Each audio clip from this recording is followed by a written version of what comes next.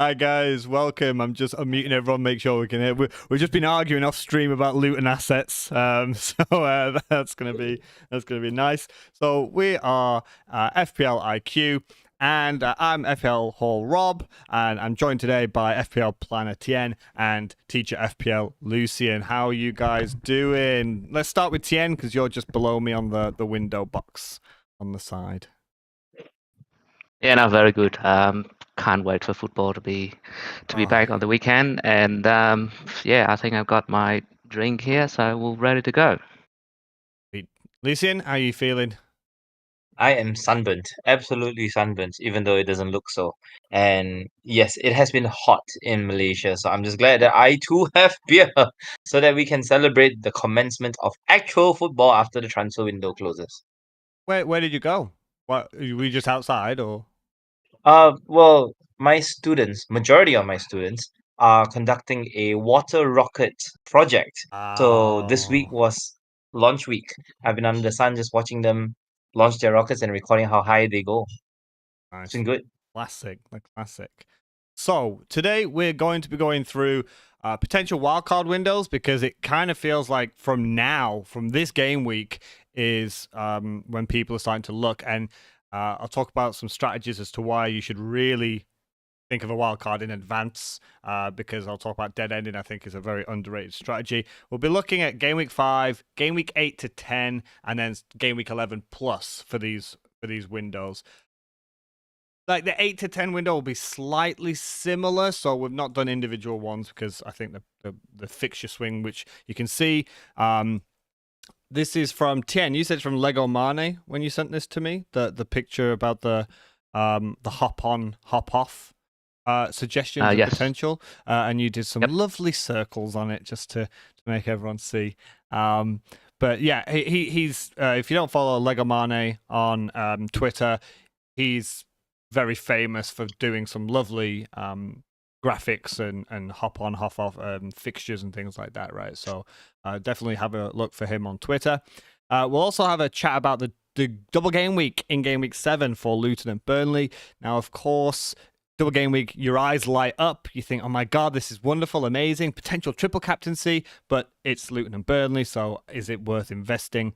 Then we'll finish our quick review on how we feel about the teams for the first 4 game weeks, going from Manchester United to the Wolves. And then we're going to be looking at Villa Palace, Newcastle, Brentford, Arsenal going to Everton, and we will do our 4 game week picks, which next week I believe is the first time we review from our game week 1. Because we'll have 4 weeks under our belt for all of those. And then we'll finish off with captaincy, which will be probably a very swift chat as to why Haaland is probably still the best choice. So we're going in now to talk about potential wildcards. Going to start with Tien first for this because being FPL planner and man of the meta and someone who I know does plan a lot around things like specifically wildcards. Gonna start with your point. So we'll all do our ideas about game week 5. We'll all do our ideas about game week 8 to 10, and then we'll all do our ideas about 11 plus. Right. So Tien, what is your feelings then towards the first window?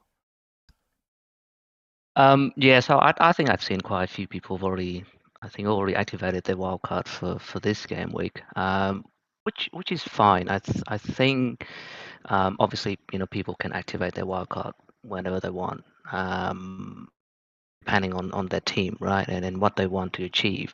But personally, looking at the fixture here on this graphic, I don't feel very inspiring about this game week 5. So obviously there's a couple of key features for this wildcard in this game week. People will probably want to load up on Newcastle asset because they are starting a very good fixture run from now. And Spurs for the Sheffield United game, and potentially Luton ahead of their double game week. Liverpool and Villa, they both have a couple of good fixtures, but then that is followed by a couple of a little bit more difficult fixtures as well before their fixtures become really good from game week 8 or 9 onward. So I think for this wildcard, there's a couple of dilemmas that people need to think about, like in terms of what they want to do with the Chelsea and Arsenal asset, and United as well, and whether they want to really jump on the Liverpool and Villa ahead of their good run of fixtures from game week 8 or 9,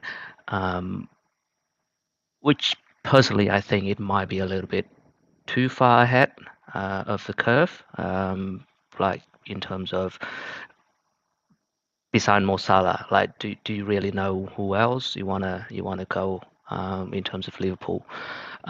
So yeah, personally I'm not a big fan, but I can see why people wanted to do it. So for game week 5, you started off with the caveat. Of course, we're never going to sit here. It's not our style. We're not going to tell you when to wildcard, and everyone's team's going to be different. If you're sat there right now with, I don't know, Kevin De Bruyne, Varane, Gabriel, you got all these players, you got all these problems and stuff, then of course that's probably time to wildcard. But if you sat there with an Mbeumo, a Maddison, a Jackson and Haaland and Chilwell and a lot of players many have got, probably would suggest not to. So for game week 5, this is probably for people who have seen enough. They're satisfied with what they've seen in the first 4 game weeks. They feel like they've got a good idea about where they want to target. And this is also getting, so maybe you guys agree. I would suggest that game week 8 to 10 is probably the most popular window to wildcard for a lot of people. So right now, if you wildcard in game week 5, you could get in earlier and try and hopefully get on them before they get the fixtures and hopefully they have the form, right? So some of the teams that people might be getting rid of would be like Manchester United, Brighton, and you could bring in Spurs, Newcastle, and Villa, who have a good fixture swing coming up, but you try and get in there before everyone else. Because in game week 8 to 10, you might find it's probably the biggest fixture swing that we see in the first half of the season. And most people I would suggest who are engaged managers will probably wildcard between 8 to 10. So if you get in there first, you're on the next potential template before everyone else. So that would be it. The issue, of course, here would be Spurs don't have that sea of green fixtures yet. Like they've got Sheffield United, but then they've got Arsenal and Liverpool after that, and then they hit it in game week 8. You're also using your quote get out of jail free card early, so you'll be using the wild card. People, if you've got a good squad, things going well, you can either use a wild card to aggressively attack, or everything's gone wrong, your players have all got injuries, red cards, or they've all been dropped, and it can get you out of jail. And you've used it in game week 4 before game week 5, and you've got about 15 game weeks until the next one comes back. So you get there early enough, you've seen enough, you get ahead of the template, potentially on the next template, but fixtures aren't quite there yet, and you might lose out on a good backup, especially if your team's not that bad. You're sat with a couple of players, like the Chelsea boys, for example. They've not set the world on light, but they've still got good fixtures. They're still looking really, the potential is there. And then you ship them all out for teams that don't necessarily have great fixtures yet. Lucian, your thoughts on a game week 5 wildcard for this window? Well, Rob, I think what I'm going to do is be consistent across all the wildcard windows. And because whenever we determine when we wildcard, right, I think the first barometer that we come across is how many transfers are you going to make? And the classic windows, right, 8, 5, 9, 10, whatever it is in the middle of November, all these things rely on fixture swings that dictate how many transfers you make. So, I'm not going to talk about game week 8 as of now, but game week 5, unfortunately, doesn't have that many fixture transfers. I think the only one top of my head I can think of is us ditching triple Brighton, for example, to come up with another potential triple cheap players such as Luton and things like that. But beyond that, really, the question I would like to ask myself whenever I make a wildcard is, are teams that fixture dependent in the first place? See, the thing is, traditionally, like if you had played FPL for the last 10 years, you knew that there would be maybe 4 good teams in the league, the middle chasing pack, which is absolutely crap, and then you have really, really crap teams at the bottom. And we've basically had all these mid-table teams that have flirted with the top 6. So now we have a top 6 that is mixed together with Villa, Newcastle, Brighton, and Brentford, who are the gatekeepers, right? Between bottom and top half. And really now, what we are looking for in terms of fixtures is whether we can find a combination of bottom 10 rather than having a beautiful run that avoids the top 6, for example, as we've done in the last 5 years. And that for me makes it really difficult because when I look across the entire fixture list, whether it's wildcarding in 5, 8, or 10, it's really difficult to avoid the top 10 as of now. So instead, I like to preach just the feeling of owning a player in your team because we have to just go back to basics. Sell liabilities, buy assets. And at some point you realize that certain teams, even though they play for a team like Villa or um what's this Brentford or even Brighton in some cases, we know that they are fixture proof. A lot of people are holding on to Mitoma because we know that he's fixture proof. It's the same as if you were to hold on to Madison and he plays against Man United. It's the same if you hold on to Isak, for example, against any top 6 team bar Manchester City. You know that they have an absolute chance of scoring because that's how they are. That's how good these challenges are, at least in this decade. So right now, if I were to look at players who have genuinely turned into liabilities, I can only name 3 top of my head right now. And even those players who I've labeled as liabilities actually did well over the last 2 games. Bruno Fernandes and Marcus Rashford. I dare not put any Arsenal players on the liabilities list. So really, you are looking at players who have fallen out of form. Right now, you only wildcard because the players, even though have good fixtures, have massively bad form. This is why we are talking about ditching Chelsea. This is why we're talking about potentially ditching Brighton if they've lost form. But beyond that, really, like it is common sense to hold on to your Mbomos. It is common sense to hold on to your Newcastle players who blanked last week against Brighton, but have a beautiful run coming up. So I do feel that if you're wildcarding now, you're just banking on players who are lacking form, like remaining the lack of form, right? And you're hitching onto players who have difficult fixtures, but are absolutely on fire, such as Brian Mbomo. And that would be me saying my piece on the merits of wildcarding in Game Week 5. You know who are your liabilities based on what you see rather than what you see on paper.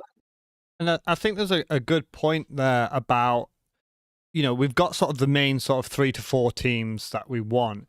And I would argue that the fixture swings in game week 8 to 10 are the teams that you really want, the teams that you can risk to get rid of, and the good teams, attacking players or defensive players you want to bring in. I would argue that the game week 5, it's not the teams specifically you quite want to bring in, and they don't quite have the fixtures yet. So from game week 5 to 14, you're looking at the likes of Villa, Newcastle, and Palace as top of the fixture ticker. So people would have some of them on the wild card. And the problem is, do you really want to be jumping off Arsenal, United, City players just to be jumping on Villa and Newcastle and Palace early? Probably not. Be my feeling towards that. So let's go to the next window, probably the most popular one, and that's game week, anytime between game week 8 to 10, where we get those big fixture swings. If we have a look at the chart on the screen, that's when you see the likes of City and Arsenal having more difficult fixtures. I'm looking forward to when we get to this time, because this is when it's going to really separate managers who are going to take bigger risks or go off players with big ownerships, right? For example, Saka. I'm not going to suggest anyone's going to go off Haaland, but people might be swayed to only have Haaland. They might be swayed to have no Arsenal, or maybe just Saka for some effective ownership cover. Maybe Liverpool enter the question again. Maybe Salah, because money's not a big problem for us right now, but the likes of Diogo Jota or Luis Diaz might be coming into the equation. Brighton start to, just before Brighton get back into good fixtures, and Spurs, that's when they hit their run as well. So, and Chelsea reverse, right? This is when Chelsea with Arsenal and City become a more difficult run of fixtures. And the fixtures for Man City, just before Tien goes into this, from is it game week, basically from game week 8 to game week 15, they only have Bournemouth as a green fixture. So if there is ever a time in this season to have no City or just Haaland, that could be it. So Tien, we'll start with you then. The game week 8 to 10 window. What's your feelings or thoughts about this period? Yeah, so I think there's a lot of people already, a lot of other content creators that have already touched on this, and I think for good reason. Like, the window between game week 8 and game week 10 seemed to be the ideal time for wildcard, because it just a few major fixture swings for the main teams and key assets in the game as well. So on the chart, there's a couple of sort of like blue circles. They kind of signify the hop on, and the red circles are sort of hopping off. And then there's some couple of stars at the top as well. That is the international break. So going to game week 9 is one international break, and then going to game week 13 as well. So really, whether you want to wildcard in game week 8 or 9 or 10 depends on the team. There's no right or wrong answer, I don't think. So as I said, from game week 8, if you are wildcard in game week 8, then it might make sense to start offloading all the City asset. Whether you want to remove Haaland or not, it's basically depends on the risk appetite. But there's an argument to remove any other asset, and Arsenal as well. Whether you want to keep Saka or not, once again, it depends on the risk appetite. And Chelsea potentially, if by that time they haven't really improved or showed enough, I think managers will be. Will run out of patience with them. So even with the Burnley fixture, it's okay to sell them as well if they're not really performing. And then in terms of jumping on, you've got Spurs and Villa.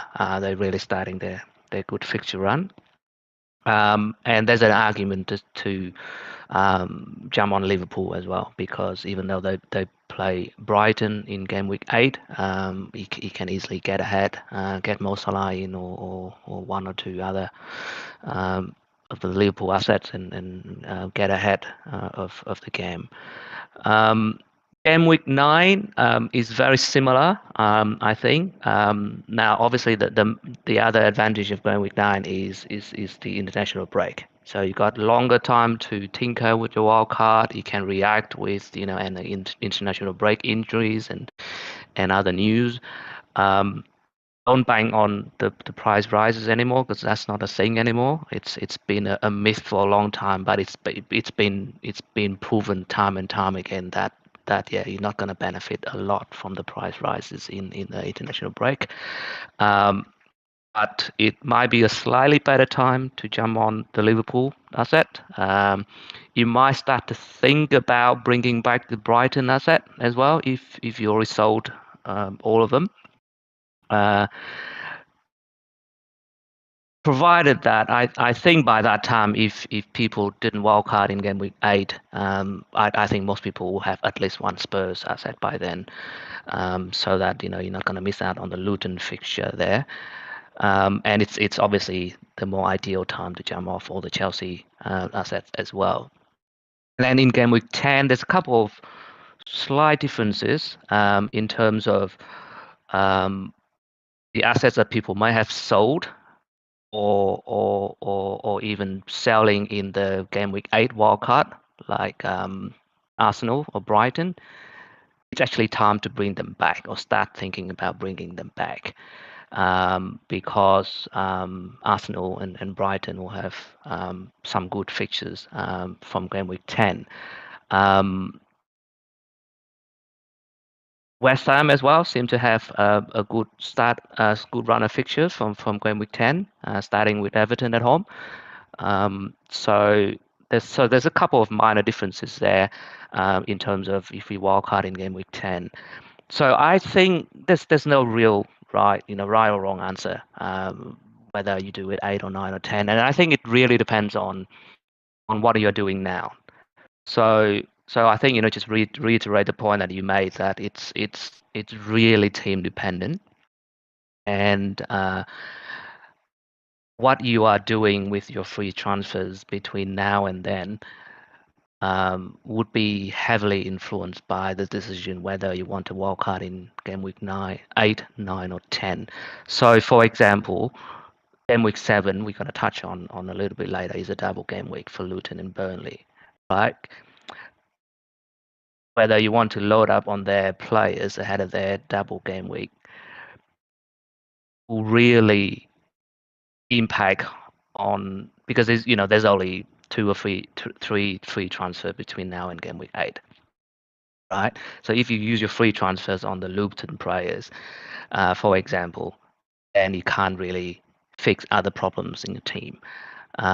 So if that's the case, then maybe a wild card in game week 8 is a good idea. But if you decided that, oh yeah, I'm not going to bother about the Luton players or Burnley players, and my team is heading up well, I'm using my free transfer to get in, like, a Madison or Son or Liverpool players or Newcastle players and so on and so forth, then you might not need to wildcard in game week 8. And there's a good strategy to wait until game week 10, because there's a couple of differences between a game week 8 wildcard and game week 10 wildcards in terms of like jumping back on the Arsenal players and Brighton players. That may make a difference. So I think it's really team dependent, and I think you mentioned about dead ending, right? If you know that you want to wildcard in game week 8, then it does make sense to dead end into game week 7.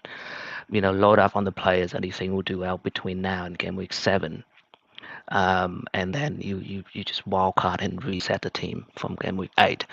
And similarly, if you are wildcarding in game week 10, then you dead end into game week 9, for example. So, and probably the other thing, before I hand it back to you, Rob, is that the thing about the wildcard is that it should be used to get you ahead of the template, rather than using it to catch up with the template. Because that's probably the most common mistake people make, is like, if they find themselves behind the template, and they try to catch up, and they use the wild card to bring in the players in the current template, then I think that's probably a waste of the wild card. Whereas you should be thinking about, how do I get ahead of the template? So to look a couple of game weeks into the future and bring in players that are going to be the new template players. But yeah, that's my take on the game week 8 to 10 wildcard window. So I just want to a brief overview then of dead ending. If people don't know what that is, it's basically bringing in players you're going to wildcard out. You only have these guys as a short-term plan because they've got 2 or 3 fixtures, and you're going to wildcard in 2 or 3 game weeks. The likes of Luton, for example, if I bring in Morris as a third striker, he would be out on my next wildcard most likely, right? So I always feel like it's an underrated strategy. I personally really sort of enjoy doing it because it makes, when you bring a player in, we've talked about before, you look at sort of a minimum 4 to 5 game weeks from a transferred player in. And when it comes to dead ending, like, you just look at the fixtures for that week. So let's say, for example, we had Luton against West Ham, right? And some people were looking to bring in Bowen, and then they knew they were going to transfer him out on a wild card now, right? That's the kind of thing you can do when it's dead ending. So you don't have to worry about your bench. You don't have to worry about squad depth. You just bring in, okay, I'm going to wild card in 2 weeks, and I'm going to pick a real good differential who I think has got 2 good fixtures.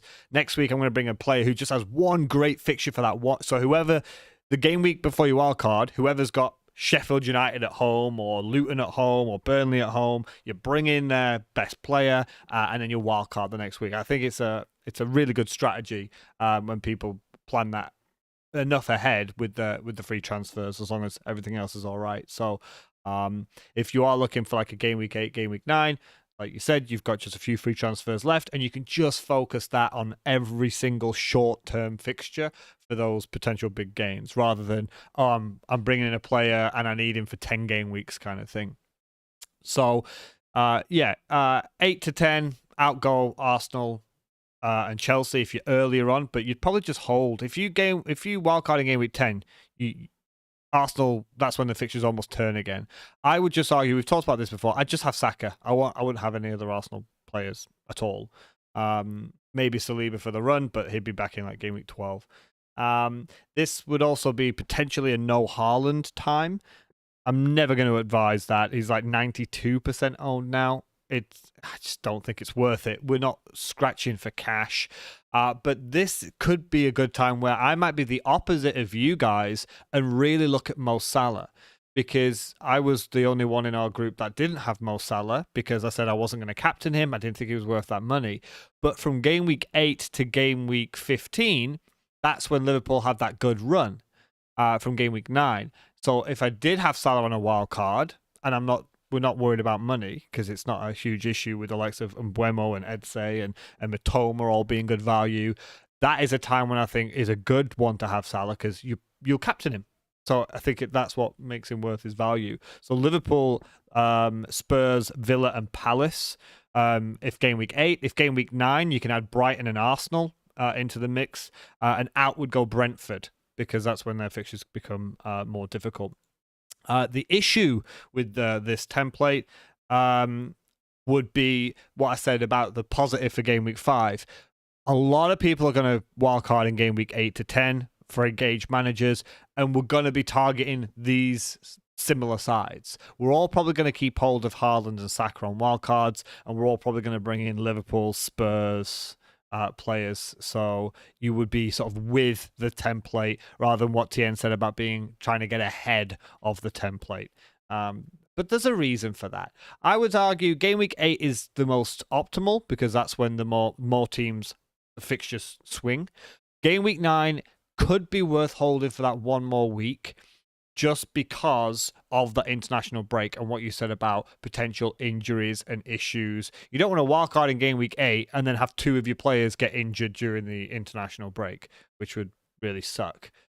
But if you wildcard in game week 8, City play Arsenal, and you would avoid that confrontation. So if you sat there with Ødegaard, Saka and Saliba, and you sat there with Foden, Alvarez, Haaland, Diaz, Ederson, you've got, 5 players from those 2 teams, arguably you could just jump a week ahead. It might be worth the risk.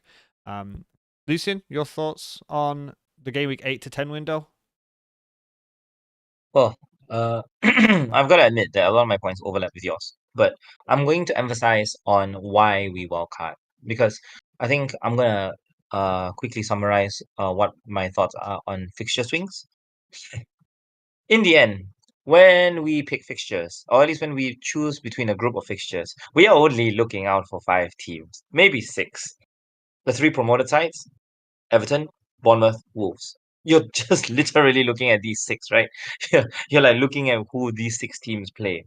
And this is why the likes of Spurs and Arsenal especially look so attractive. I think right now, with Arsenal performing so poorly in the opening 4 game weeks, all right, a lot of us have gone from owning 3 Arsenal players to like barely 1, maybe 2, but very, very reluctantly.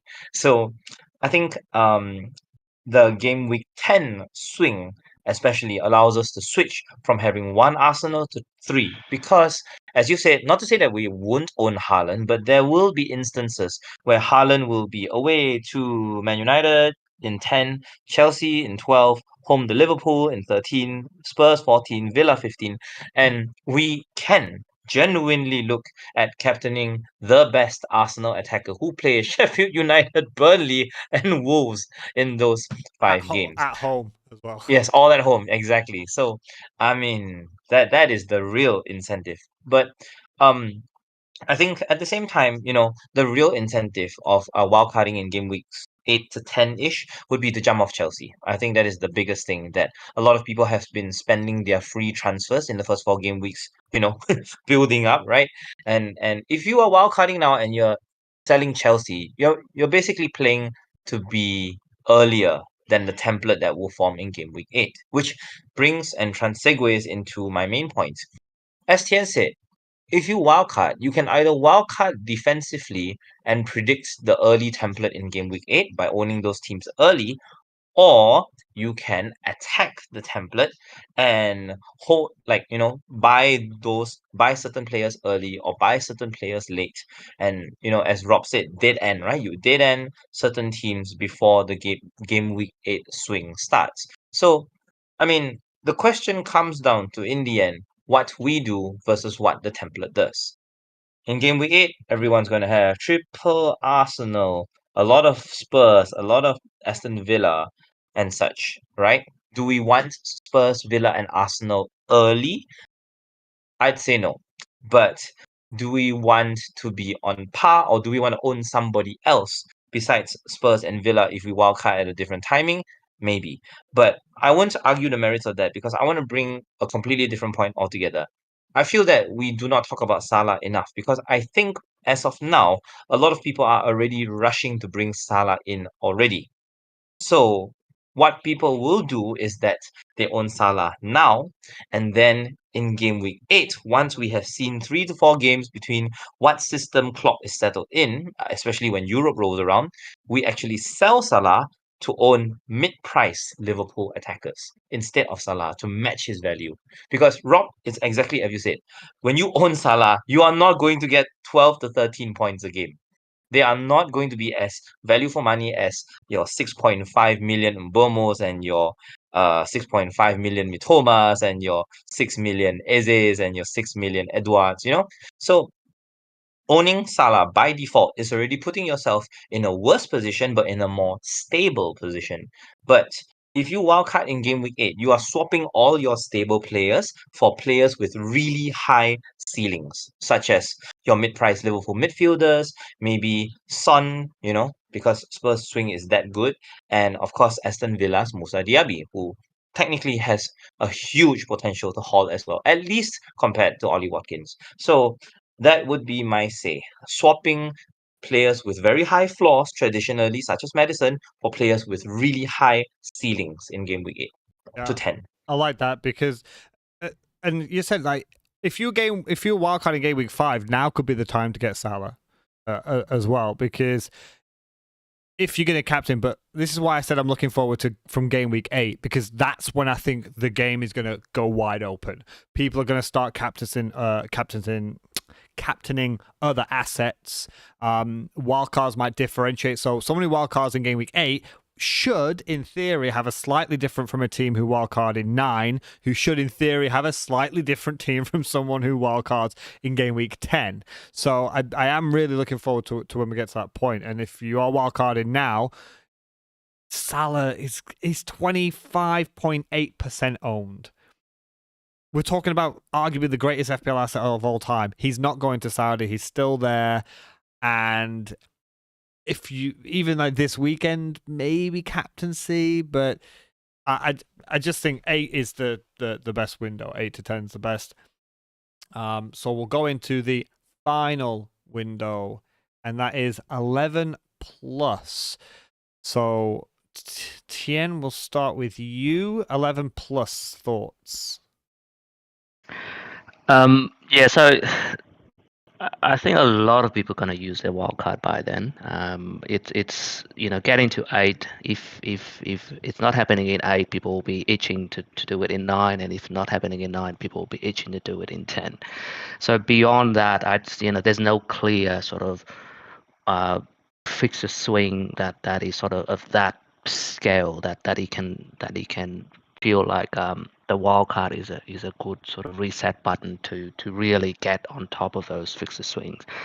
And if you are not wildcarding between 8 and 9, 8 and 10, there's a couple of little swing like 14 where you can still get onto Liverpool, and 16 where you can get back on City and that sort of thing. But it's like there's really no clear sort of fixture swing that I can see.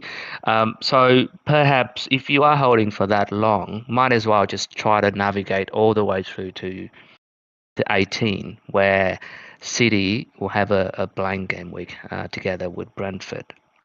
So there is an opportunity there to really dead end your team with like even selling Haaland and every City assets that you have, and Burmo and whoever else you've got from Brentford. Sort of get every opportunity to get a big score in game week 18, because to be honest, a lot of people will be forced to keep Haaland, right, and bench him, and forced to play a much weaker player from the bench. So that is a good opportunity to get ahead, and then he can wildcard in game week 19 to basically bring Haaland back, bring more City players back, because I think their fixtures beyond 19 are looking good again. Similarly with Arsenal and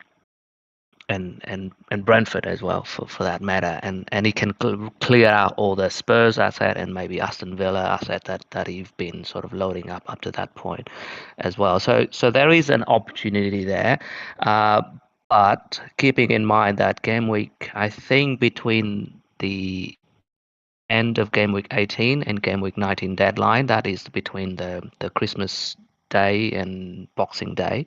So I think there's only like 2 days window to activate and sort out your wild card.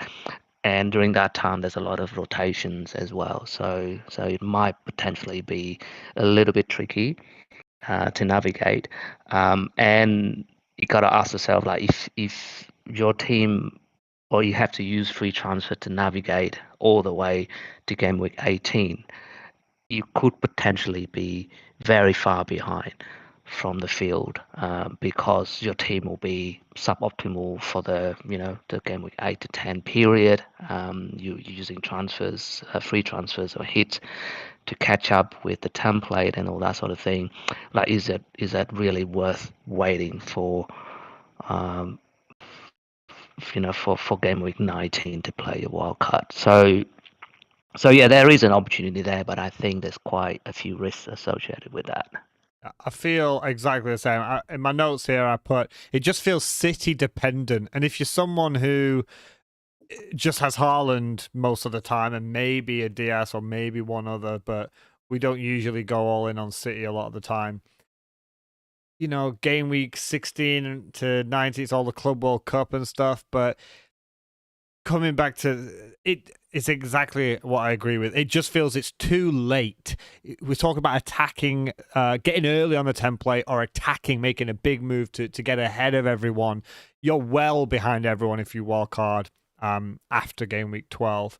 Potentially, you could see another template forming to try and jump on, but coming back to the points that Lucian's made before, we look at teams, the big teams, and we hope that they play the small teams, or the good teams play the bad teams. And there's just not enough of a swing after game week 12 that's going to make you want to change. Arsenal still have good fixtures. Newcastle have decent fixtures. United have decent fixtures from game week 6 all the way until game week 18. Liverpool have good fixtures. So the players that have good fixtures that people wildcard in game week 8 to 10, they still will be good after that. So what difference are you going to make if you wildcard later than everyone else, aside from the fact that they already got them in game week 8 and you're getting them in game week 12 or 13 towards the back end of their positive runs? So it's too late for me. I don't see enough there for it to be a bigger advantage compared to game week 5 or game week 8 to 10. Lucian, your thoughts on a later wildcard? I'll tell you who would wildcard in game week 16. People at the start of the season who, through thick and thin, decided to stick to Arsenal players. Right now, I am pretty sure there are batches of managers who have just decided not to take hits, to hold on to their Sakas, to hold on to their Odegaards, and they are laughing at us right now going, ha, you want to buy Arsenal players in game week 10? We have 3 already. And these players would probably hold their wildcards until game week 16, because that is when the fixture swings will occur. And in game weeks 16 to 19, majority of these Arsenal players would probably have played so much of European football that they would actually rotate in this game week 16 to 19 period during the December congestion, so to speak. And this is where I foresee things, being a potential advantage for all these wildcarders, because you're not only hopping off Arsenal, you're actually hopping back on to Chelsea, who have actually gone through their entire difficult fixture run, and they are hopping on into a period having no European football, hopefully sorted out their plan A attack-wise, and yeah, you're looking at other potential teams as well that have good fixtures that we've not talked about ever, such as Wolves, such as Bournemouth, such as Fulham, I think. Yeah, Fulham play West Ham, Newcastle, Burnley, and Bournemouth. So, I mean, there will be new versions of dead-ended teams.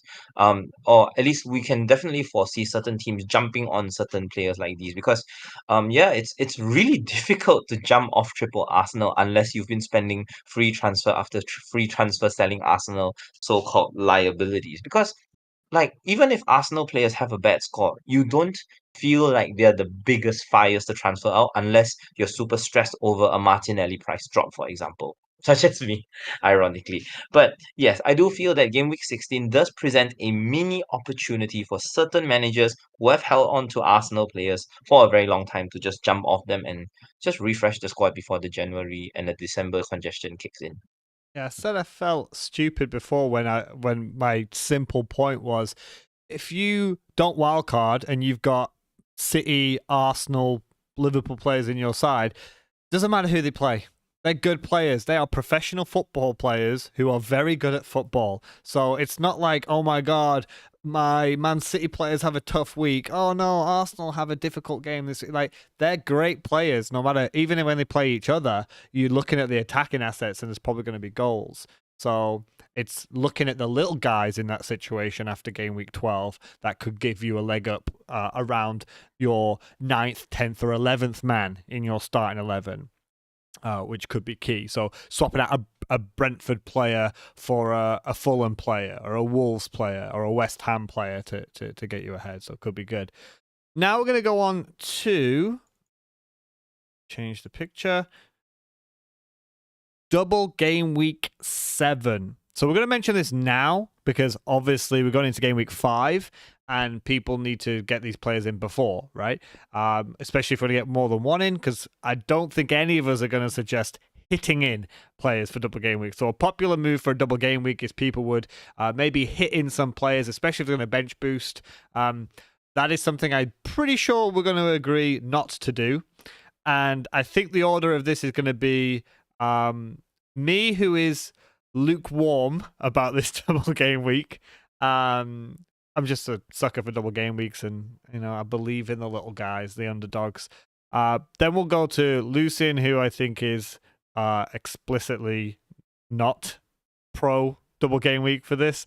And then we'll finish on Tien, because Tien, you left the comment, can I go last, please? So yes, you could go last. So for me, this is more of, if you've already got them, if you've already had these players, or you've got nothing else to do. So I was looking at Morris coming in for me for João Pedro. He plays 90 minutes. If he comes on, he comes on. He's got good fixtures now, so I could bring him right now because he's got Fulham, Wolves, Burnley, and Everton. 4 of the best possible fixtures. I know Luton are not very good, and I know that we were discussing before the stream started. You were suggesting Adebayo, right? You were suggesting him. I still think Morris is the main man, but a lot of people started with like Kabore on the bench that they've still got. Maybe you've got Morris, maybe a Bayer or someone that you've got from Burnley. If you've got them, it's 2 games. It's a double game week. But for me personally, I've got Etse, so it's the perfect plan for me that I would bench Etse at Manchester United and I would play Morris, who's got Burnley and Everton. I think that's a sensible move. Like, I wouldn't say rip up your team to be tripling up on Luton or Burnley, but I don't think there's any harm with using one free transfer that you've got, especially because money doesn't seem to be much of an issue for people. These are like the cheapest assets that you can buy. Like, 4.9 million? But even if you've got João Pedro at 5.4 and now you're priced out of a Morris because he's 5.5. You could go for an Adebayor at 4.9 million, and then he can just sit on your bench, right? It's not the biggest loss in the world. If you've got a Gusto, and Gusto is going to maybe get replaced by Reece James again, and you want to get off Chelsea because you don't think he's going to play, and the fixture's going to turn, go into a Bell or a Kabore for 1 week, and then they sit on your bench as a 4 million defender. I think the potential gains are quite high. You're looking at like hopefully 3 points from a defender, right? 2 points and 2 points, but then minus 1 point in case they concede many goals or get a yellow card. 3 points is still better than a blanking 1 game week player who gets 2 or 1 or 0 if they concede a load of goals. But I just think that there's a big upside because these are very low owned players. They're the cheapest you can possibly buy, and they're playing each other. It's not like it's a double game week where one game they've got Burnley and then the next game they've got Man City. Everton and for Luton, Everton and Burnley, if they're going to get any points this season, if they're going to get any goals this season, it's got to be in these games. So I just think that there's a good upside there. They're the cheapest that they can be. And then they can just sit on the bench until you wildcard because most people are going to wildcard in game week 8 or 9 or 10 anyway. Why not just bring them in for that 1 week? That's my suggestion for it. So Lucian is not a fan. I agree with what he's going to say, by the way. I'm not saying that these guys are great. I'm not saying bring them in and put them in your starting 11 now. I just think it's a double game week. The ceiling is quite high there for 1 game week. Like Ed say, has got Man United away. Morris has got Burnley Everton. So, Lucian.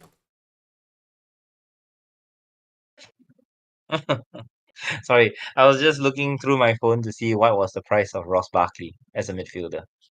Anyway, so yes, the reason I get that snicker is because I honestly think that Luton and Burnley, for that matter, have just not done the right kind of shopping this transfer window. The unfortunate thing is that they've invested in youth and they've sought out second tier Premier League quality players in order to survive. At least you compare that to Sheffield United, right? Who have bought Gustavo Hammer and Cameron Archer, for example, absolute gems, Premier League quality, ready to step up to a lower to mid-tier table team. You compare that to Luton, who have signed Giles, Tahiti Chong, and Ross Barkley. I mean, they've been in the starting 11 and they did okay. And honestly, I am a big fan of Ross Barkley's late runs into the box. Excuse me. So now, as really for Burnley, I think the biggest issue is same thing. The Burnley have only signed Sander Berge from Sheffield United. So really, they are reliant on a completely new setup in order to win games. Because in the end, as Rob, you said, ceiling. It's all about ceiling. If you were to invest in a promoted side and you have a double game week, it is very hopeful to expect 2 single returns from the same player, even though opposition is favorable. I think that is my biggest issue. Like, even if you were to invest in an elite player, think of Marcus Rashford last season, right? Where he got 10 points against Leeds and 10 points against Leicester, right? You're just looking at that. Single returns in 2 games. Can you expect that out of a promoted team, playing sides arguably stronger than them, player for player? That is the real question we've got to ask ourselves. Now, make no mistake, I do believe that I too am a very punty player. If I were to dead end in game week 7 and bench a Luton player forever, that would actually be Ross Barkley. Because I genuinely think that Carlton Morris thrives on penalties and a very, very late Matt Anderson goal when they've chucked a centre back all the way into a striker position. So, I mean, you pick your poison.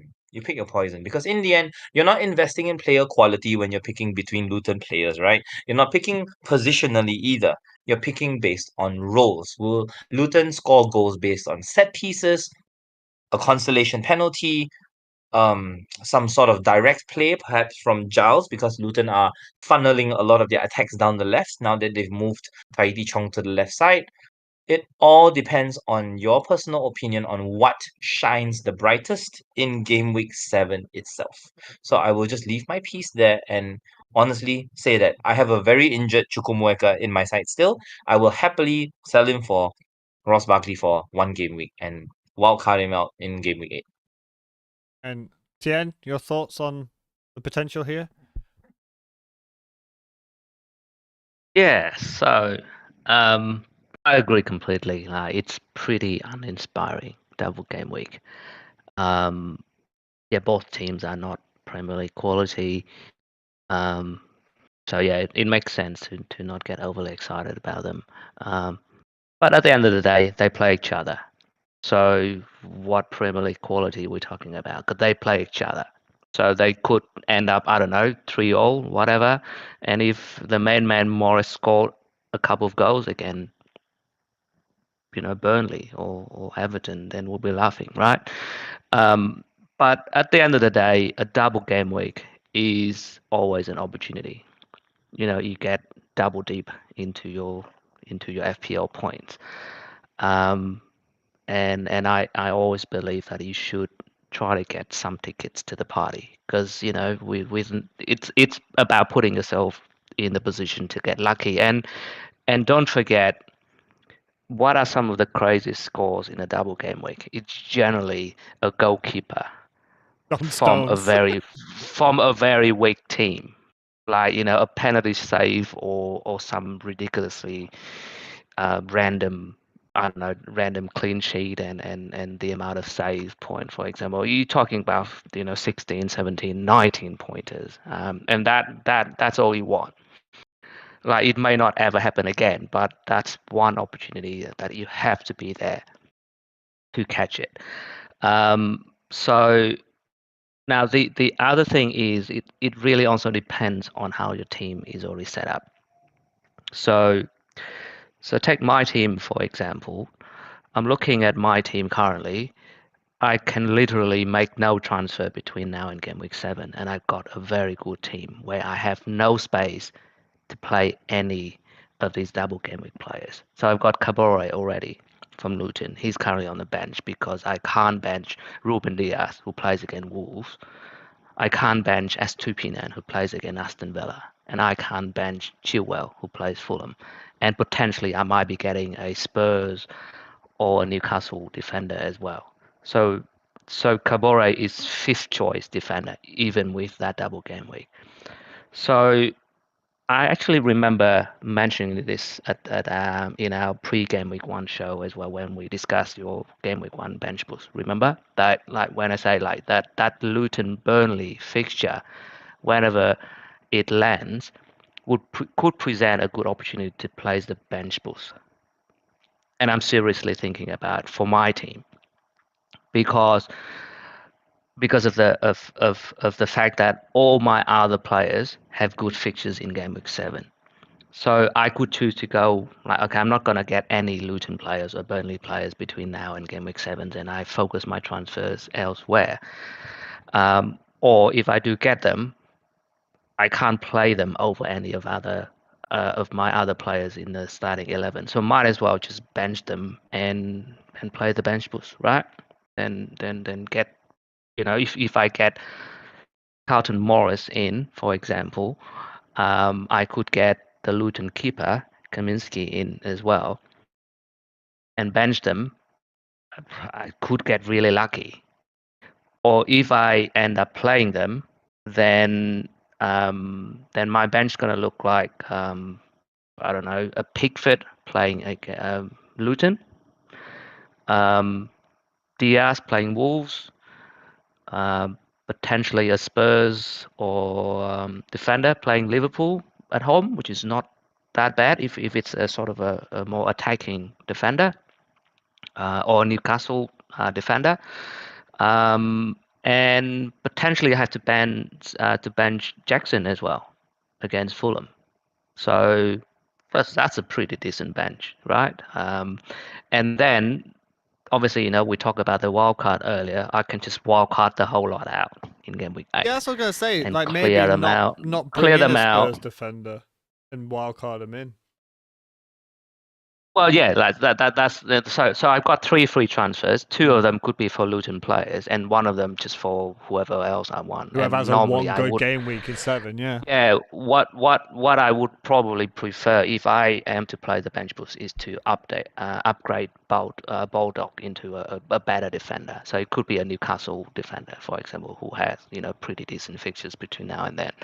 Now that is obviously dependent on every player in my team is fit, right? Fit and healthy, and not suddenly losing their place in the starting lineup anytime soon. So I'm not going to fully commit onto it for now. Like for example, in this game week, I'm not going to bring in any Luton players. So I might just roll the free transfers and reassess in game week 6, for example, starting bringing one of them in. And then if game week 7 is looking good, everyone is staying fit and healthy, I might commit and get the 2 transfers and then just dead end the team, get the bench boost out of the way, and then play the wild card in game week 8. So that is a strategy that I'm seriously looking at. It might not work for everyone. But yeah, I completely understand if people feel uninspired about the double game week and not wasting their transfers on getting Luton players or Burnley players. But you got to make up your mind, like whichever way you want to go, because if you don't want to bring in, you don't really want to spend your free transfers on Luton players if you don't believe in them at all. Right, because free transfers are actually valuable. They could be used to get other players that have more upside or fix your other problems in your team. But instead, you could be wasting them on Luton players if you don't believe that they could do well. For me personally, it's double game week is always an opportunity. It's always require that you have to get a ticket to put yourself in the position to get lucky. So yeah, that'll be me. I love the bench boost call because people could say like, oh, you're not going to bench a double game week player, and you're like, fine, my single bench boost, single game week players, I'm going to be playing Diaz, Pickford against Luton, Newcastle have Burnley, City have Wolves, Chelsea have Fulham. So fine, if you don't want me to do some like bench tomfoolery and just say, oh yeah, I'm bench boosting double game week players, your single game week bench boost have incredible fixtures. I'm personally looking at the goalkeeper as well. You say about the believing in Luton. The great thing about this game week, one of the very few things that's good about this game week, is it is literally just before the wild card. So if you're, like you say, if you don't have to do any moves and you can go into game week 7 with 2 free transfers, and you're going to wild card in game week 8 or 9 or 10, you could use those 2 free transfers on a goalkeeper who should hopefully get at least 4 points, and an outfield player that hopefully gets like 4 points. So I think I'm looking at the goalkeeper because I've got Johnson and Steele. And Steele we know is sharing minutes with Verbruggen, and Johnson now has competition from Henderson. So I could... and I said the fixtures before that they have with Fulham, Wolves, Burnley, and Everton. I don't think playing their goalkeeper for those fixtures or having him as my backup, because if I could be in a situation where Henderson comes in for Johnston and it's Verbruggen's turn in goal, and I'm goalkeeperless, right? I couldn't have foreseen Crystal Palace signing Henderson in game week 1. So I'm seriously looking at the goalkeeper, but that's just this is why I love. And it's the short term. It's the short. Yeah, it's the short term. It's a short term dead end, right? So you got 3 or 4 good fixtures, and then you clear them all out. So I tell you I what, think though, Rob and Tien, West Ham's Areola has Sheffield United in game week 7. So anyone that has Areola right now as their second goalkeeper is in a really good position to actually do that bench boost strategy. Yep. Yeah, exactly. I think so. Yeah, 100%. And I think Turner will lose his place by that time, but they have Brentford at home, which isn't great. But yeah, if you're sat with Areola, you're bringing the Luton goalkeeper. Or if you've got Pope, because you wanted a nailed-on defender. Maybe Trippier's getting on a bit, maybe get injured. Botman's not back from his injury. You just want to get the clean sheet points. Maybe you've got Pope. He's got Burnley, right? So, yeah, great. It's buy a ticket, win the raffle, right? You're not going to win the raffle if you don't buy a ticket. And like I said, they're so cheap. Why not give it a go? So we're going to go into just a quick team review that we didn't quite finish last week. We're going to shoot through our feelings about these teams. On notes, guys. Go.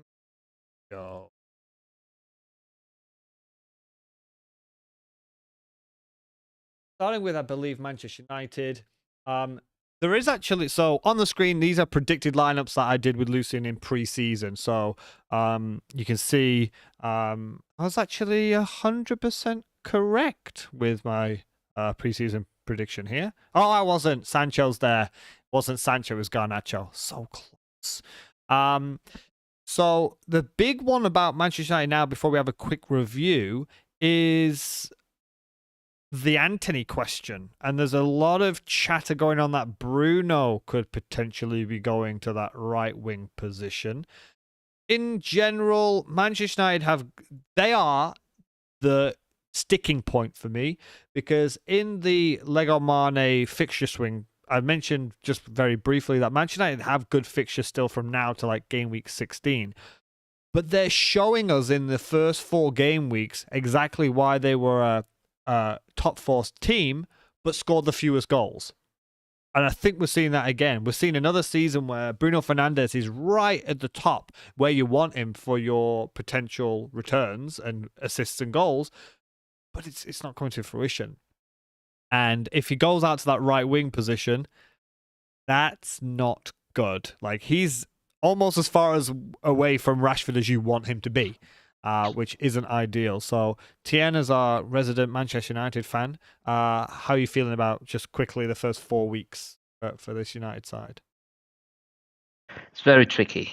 It's very tricky to predict what Ten Hag's gonna do. So I'm pretty sure. Well, Anthony is already out. Is out. Pretty sure Sancho is out as well. So who's gonna play on the right hand side is the big question. So obviously, we've seen Rashford play there before. We've seen Bruno play there before. Neither were very good in terms of FPL. I think Bruno can play there well, but I think the FPL potential reduced significantly. Similarly for Rashford. Potentially Mason Mount could be playing there, but obviously we don't know how that's gonna turn out. So yeah, I'm gonna be really struggling with the prediction of the lineup for this weekend. So obviously we'll need to hear the press conference to see who's fit and who's ready to start. Peristri is obviously another option for the right wing, but obviously he's young, so whether Ten Hag is trusting him to start is another question. So it's really tricky. But at the end of the day, I think, as you said before, Rashford and Bruno, they are professional players. They're really good players. They should always try their best anyway, whichever position they are put in. So, and the fixtures, as you said, are really good. Brighton this week, they are, amongst the bottom teams for XG conceded as well. So they're going to be goals in that game. And I think if there are goals, you probably think that Bruno and Rashford might be involved, a good chance. And then Burnley, Palace, and Brentford and Sheffield United in the next 4 following that as well. So it will be difficult if you haven't sold the Man United assets already. It's very tricky to sell them. I know that Lucian is not a big fan. I think he's already sold all of them. But if you haven't sold, it's actually quite tricky to sell them now. So I think it's a case of no sell, no buy for me. Lucian, quick thoughts on United? The top 5 most transferred in players of this game week are Son, Madison, Mbeumo, a West Ham midfielder, and Raheem Sterling. They should be part of the conversation, not a Man United midfielder. I'd rather not speculate who starts on the right wing, because technically the right wing doesn't mean anything for Man United anyway. They've not had any offensive production bar Wan-Bissaka's assist against Wolves in game week 1. So, I mean, why bother?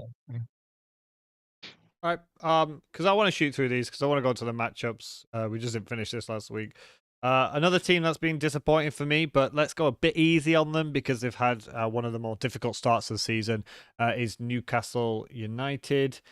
Talk a little bit about them later going forward anyway, because they're part of the matchup focus that we're going to look at. But I just think it's down to difficult fixtures, but I've been very underwhelmed by them. Like, they blew us away in game week 1, disappointed in game week 2, threw it away against Liverpool in game week 3, and got smashed by Brighton in game week 4. So just, I don't know why, because they've been pretty good in the market. They've not had big wholesale changes. You know, the likes of Tonali coming in and Barnes coming in. I think they've added quality there. Livramento is a fantastic young backup for Trippier on that right-hand side.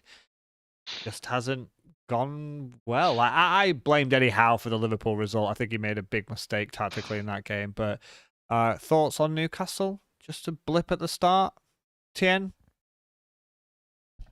Lucian, you go first. I think the question comes down to how we expect Newcastle to win games. No pun intended. The issue here is that Newcastle's first 11 right now is still in transition. I think the left wing is very shiny and it will win them games. The question is whether they pull it off against European opposition, Premier League opposition, or both.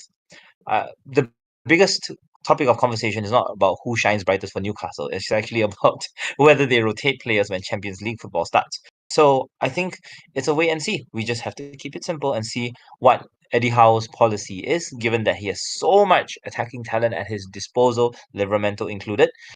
And yeah, let's look at mentality and philosophy first before we even talk about tactics and returns. Tien? That's exactly why I wanted to go first, because you cover all my points. I think it's a wait and see, and I think Brentford is. I think we're going to touch on this matchup later, but it's not an easy game, right? So it's a good opportunity to see how they're going to set up, and then we have the Champions League coming in midweek as well. That'll give you a lot of information about how they're going to prioritize between the Champions League and the league. And then, we can just start jumping on based on that information. We can make our decision if we want to. Sheffield United and Burnley are the next 2 games. It's not too late. So I can see the dilemma of people being on wildcard this game week.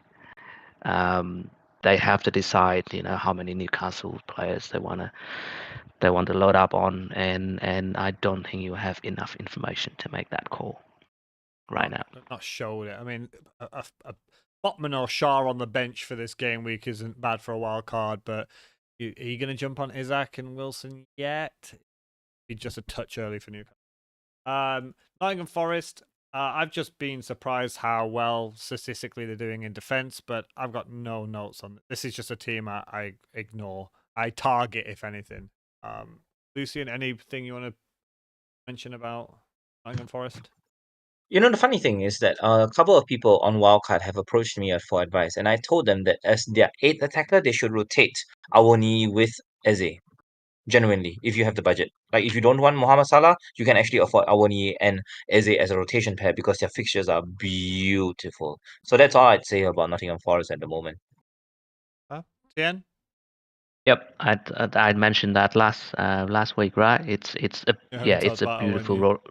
beautiful rotation pair. So on a wild card, it would be mad not to go with that, because I think it's a really strong option. Sheffield United, nothing. Target them. Archer 4.5 million forward on a wild card if you play like a 3-5-2. But if you've not got Salah, there's no reason why you need to go all the way to a 4.5 million striker, to be honest.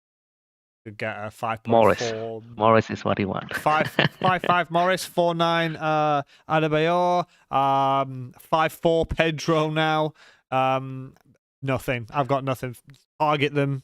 They're going down. Sorry, Sheffield United. No love for them here. One shining light, Fotheringham. He got a lot of stick before the season. A lot of Sheffield United fans themselves don't rate him. They don't think he's Premier League quality. I think he's been one of the better players. I think he was incredible, sadly, against Crystal Palace, because that's when I bench boosted and he stopped as an Anderson goal in that one. But I think he's done really well. Baldock for 4 million, gets way up that side and takes some crosses a lot as well. But that's it. That's all I've got. Lucian, Sheffield United. Yeah, I don't think you need to be in a hurry to sell Baldock, in all honesty, because I do feel that Sheffield United are about to come up against some sides that are more offensive down their left side. But I think Baldock is a fantastic fifth defender if you don't plan to buy Luton defense for game week 7. But beyond that, yes, Sheffield are a team to target, and their flanks are their strengths, and they also are their weaknesses. So either side, like plenty of teams have taken advantage of it. Man City, who was it in game week 1? But Everton Crystal have Palace. too. Yes, Crystal Palace, right? Jordan, are you? But yeah, beyond that, really, it's all about the flanks. So I am a bit pessimistic about Son's captaincy as an option in this particular game week here. Prefer the flanks. Ken? Yeah, no, nothing to add. I think Archer is a great shout if you have him or if you need budget. But he's gonna be on the bench, perma bench option, right? But personally, for me, if I was to go down the game week 7 bench boost path, then Archer will become Morris, and Baldock will become someone else. A Newcastle. Ryan Giles. Yeah, but Double layered defense. That's the dream. I can't. No. I've already got Kabore and Kaminsky, so I've already triple up on Luton. I can't have 4. Get Burnley in there. They've got a double. Yeah. No, but yeah, there's not much else to say really. Spurs. Look, we can spend a whole video on this, but I want to get through this to match up. I sent you guys a video, just a brief one, about the tactical breakdown of Big Ange, and the triangles that they do is beautiful. They don't really like the idea of calling them inverted wing backs. They're almost like centre midfielders, but a dog in Porro get into midfield places. But you're looking here at Son in that 9, which I begged since like game when Kane went. I was like, Son down the middle. And you're looking at Maddison here. They're two huge potentials. They go all out in attack. They're going to win games 5-3. So Udogie's doing fantastic. I just don't believe the clean sheets are there. They still concede goals. He's just getting some assists. But Maddison and Son are excellent here. So that's all I'm going to say about Spurs. Lucian, Spurs? What is there left to say? I mean, right now, the only player I'm genuinely looking at, because, I still have a very injured Chukwuemeka on my bench, is Pape Sarr.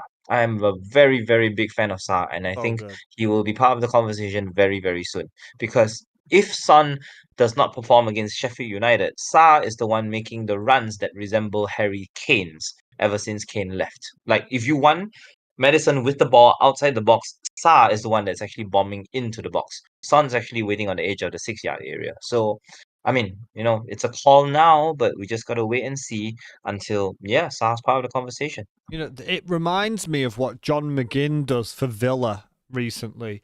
And what'll happen is Porro will go into the midfield, or what people are calling the inverted wing-back position.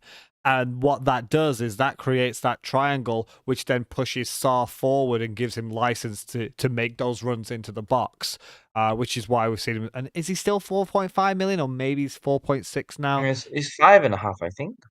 Who? Sarr? Sarr is 4.6. 4.6. So if you play a 5-man midfield, you're probably not going to go all the way down to Sarr because there's better options. But just in terms of a footballing opinion, that's he's excellent. Tien, first thoughts? Yes, nothing to add. They're great. Playing good attacking football. The fullbacks are really, shining, and Madison is great. Son is great if he keeps playing up top, but there's no guarantee of that. And I think Lucian has already mentioned, Sheffield's probably gonna make it hard or it's not a good setup for Son. So, yeah, I think they're good to get. If anyone want to get them now, I can't blame them. Personally, I might not be going there unless there's whispers that Foden might not be starting. If Pep is doing Pep, then I might be tempted to get Madison for Foden. But other than that, I'm really looking at Pedro Porro. Even though it's just for one game week, and I might just bench him next game week, so no problem. But he's I don't know. I just prefer him because now, Udogi has been great, but he's gone up to 4.7, so it's only 0.3 difference between them, right? But in terms of taking shots and going for goals, I think Porro is the to goals or taking more shots than Udogi. I think Udogi is more about assists. But Porro is all about taking shots, and because of that, I think there's a lot of upside with that pick. I don't know. I'm really feeling him. I'm really be careful with Porro. Romero though. Oh, sorry, not Romero. Royale. Just be careful. Royale, yeah. There is a risk there. Yeah, I know. But it just. Let's go on to West Ham then. Areola is your backup goalkeeper, and there's a game week 10 fixture swing where you might look at Bowen, and that'd be it for me.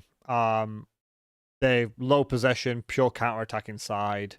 Wouldn't be looking at them until game week 10, and it'd probably just be Bowen for me. Quick thoughts, Lucian, on West Ham? I think the only thing is that we should not underestimate West Ham as an easy fixture. We just got to keep that in mind. Sorry, I meant that defensively. So don't own Man City defensive assets. But yes, West Ham can be broken down. That's all I'd say. Ian, West Ham? No, nothing to add. Just enough. Sounds impolite, right? But in FPL terms, we're talking like they're not a team. There's far better options elsewhere. That's why we're saying that. We're not being mean to them. And Wolves team to talk. Sorry, Lucian is a Wolves fan. But it is probably a team that you're quite happy when your players play against them. Not going to be looking to bring any of them in myself.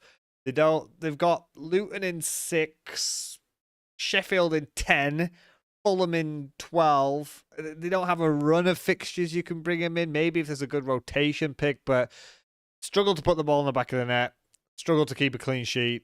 They're the two worst things you can ask for in a football team, let alone an FPL team. But yeah, Lucian, you can hold back the tears. Yeah. Well, I mean, I'm kind of glad that Mateus Nunes has left for City because I think that's put the burden on Pedro Neto to actually shine. I mean, we've relied so much on our midfield dominating possession that we keep telling ourselves, the process is right, we'll eventually score. The process is right, we'll eventually score, and nobody scores. So, we've reverted to a more direct approach, and I think with Pedro Neto on the left side instead of Mateus Nunes, we've become a lot more direct. And I'm quite glad that it's like fish taking the water for Gary O'Neill style. And I think I'm just struggling to look for rotations, as you said. But Wolves do have fixtures away from home if you were to wildcard in game week 10. So if you're late to that game week 8 to 10 wildcard period, right? Wolves do play Bournemouth, Sheffield, Fulham, Burnley, Forest, West Ham. Like these are at the very least, beatable teams. So if you can find rotation partners that play in 10, 12, 14. 10, 12, 14. You find cheap attackers that can rotate. a West Ham player. Oh, look at that, JWP. Hmm. So a JWP Pedro Neto rotation is possibly on the cards. If not, you are perhaps looking at a forward that plays well in those three fixtures. So, I mean, take your pick, really. I don't There think you are can options. rotate Wolves with West Ham to 12, or you mean 11 when Wolves have Sheffield, right? Yeah. So I mean, it's Yeah. West Ham against Everton in 10, Wolves Sheffield in 11, West JWP plays Forest in 12, Yeah. and then you can play both against Fulham and Burnley, and then JWP takes over in Play both. 14. Play a West Ham and Wolves player. I mean, it's there. It's there for you to decide how You you want put to that use it. drink down, Lucian. You put that drink down right now. Yeah, I finished it all. that's Finished it all. that's the We elite. could tell. That's the elite content you can get from here from us, right? After 2 beers, let's play Wolves and West Ham together. Yeah, that's the dream. So we'll finish these off then. So Tien, any thoughts on Wolves? Yeah, no, sorry, nothing to add. Yeah, sorry, no. So I need to switch back to the original. Yeah, and we're going into the matchups.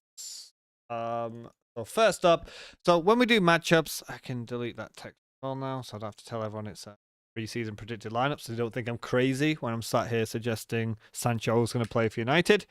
So we pick matches to analyze potential strengths and weaknesses for teams and players for each game week. It's ones that'll have potential assets we're looking at for now or the future. Games that will have people talking, not just always looking at City and Arsenal and United. It's key players. So chose Villa Palace because these are two teams we're going to be looking at going forward because they're going to have a good fixture swing. I'm still tripled up on Crystal Palace since game week 1, and I do have Diaby, who I've had since game week 2. But these are two teams that are going to have some good fixtures coming up. Interestingly, tactically, I think this will be quite close. So we'll start with our regular Lucian to kick us off with Villa and Palace. Right, here we go. So we are setting the stage for Villa against Palace, not because of this one particular fixture, but also because of how well they look into the short to medium term potential. But however, in this game itself, I think we have to understand that Villa themselves are still sort of figuring out which plan A to play against which sort of opposition. Because I mean, they've had plenty of perceived plan A's, right? They have a 4-2-2-2, 4-box-2, 4-diamond-2. Recently, the 3-5-2 that sort of fell flat against Liverpool. So the question comes down to whether you feel that Aston Villa's ever-changing formation will come up with something novel and new against Crystal Palace and destroy them, or will the tried and tested block of Crystal Palaces eventually use their experience and guile to overcome Aston Villa? Because as it stands, it's not as straightforward as a matchup as it seems, simply because, well, besides the non-tense perception that Palace are a defensive team, I think the fact of the matter is that Palace themselves have decent attacking threats. So Villa are not going to get majority of the ball as they did when they smashed Everton 4-0. So that is where we begin. How we perceive the match will go. I did quite a bit on this one. I've watched obviously a lot of Palace. I watch all the games anyway, but I'm more intent with the fact that I've got triple Palace, right? And it's funny because I'm the opposite. I am going to suggest them about being like a more defensive side. I've quite a bit about this one of how I don't think it's going to go. I completely agree with you that Villa are still figuring out what's going on. So both teams are in focus because from game week 8, Villa have good fixtures. Palace, you can argue from game week 6, but they get better fixtures from game week 11. So it's good to get ahead and get these guys on the radar now. My theory of Aston Villa still feels like for great fixtures, they are getting excellent. They're going to win like 4-0. For tough fixtures, they're still figuring it out. They've not looked particularly great in those games. Palace, for me, is just an overall sturdy side, but they lack a killer attack. That's a huge problem from Crystal Palace. And I know I I talk about Ayew a lot in a negative way, that in attacking way, he can be a bit of a liability. He can do something magic one moment and madness the next. But what Ayew does in this fixture, why he's going to be key, him and Schlupp are going to be the big guys in this game. But first, so Palace lacking in terms of attack, overall solid defense. Palace have conceded the third fewest attempts on target, joint third fewest goals conceded with 4 goals, 5th for best expected goals conceded, 4th best from open play conceded, and they're actually slightly underperforming in those stats as well. So you put those together, so all key defensive stats, they look fantastic. This isn't like, oh, they've only conceded 5 goals, but you see like they've conceded the most big chances, right? Like across, it's a narrative across all key stats that they're excellent. They're top 5 in the Premier League in all of them. Shows consistency. Villa are overperforming defensively. They've conceded 9 goals and they have the 8th worst expected goals conceded.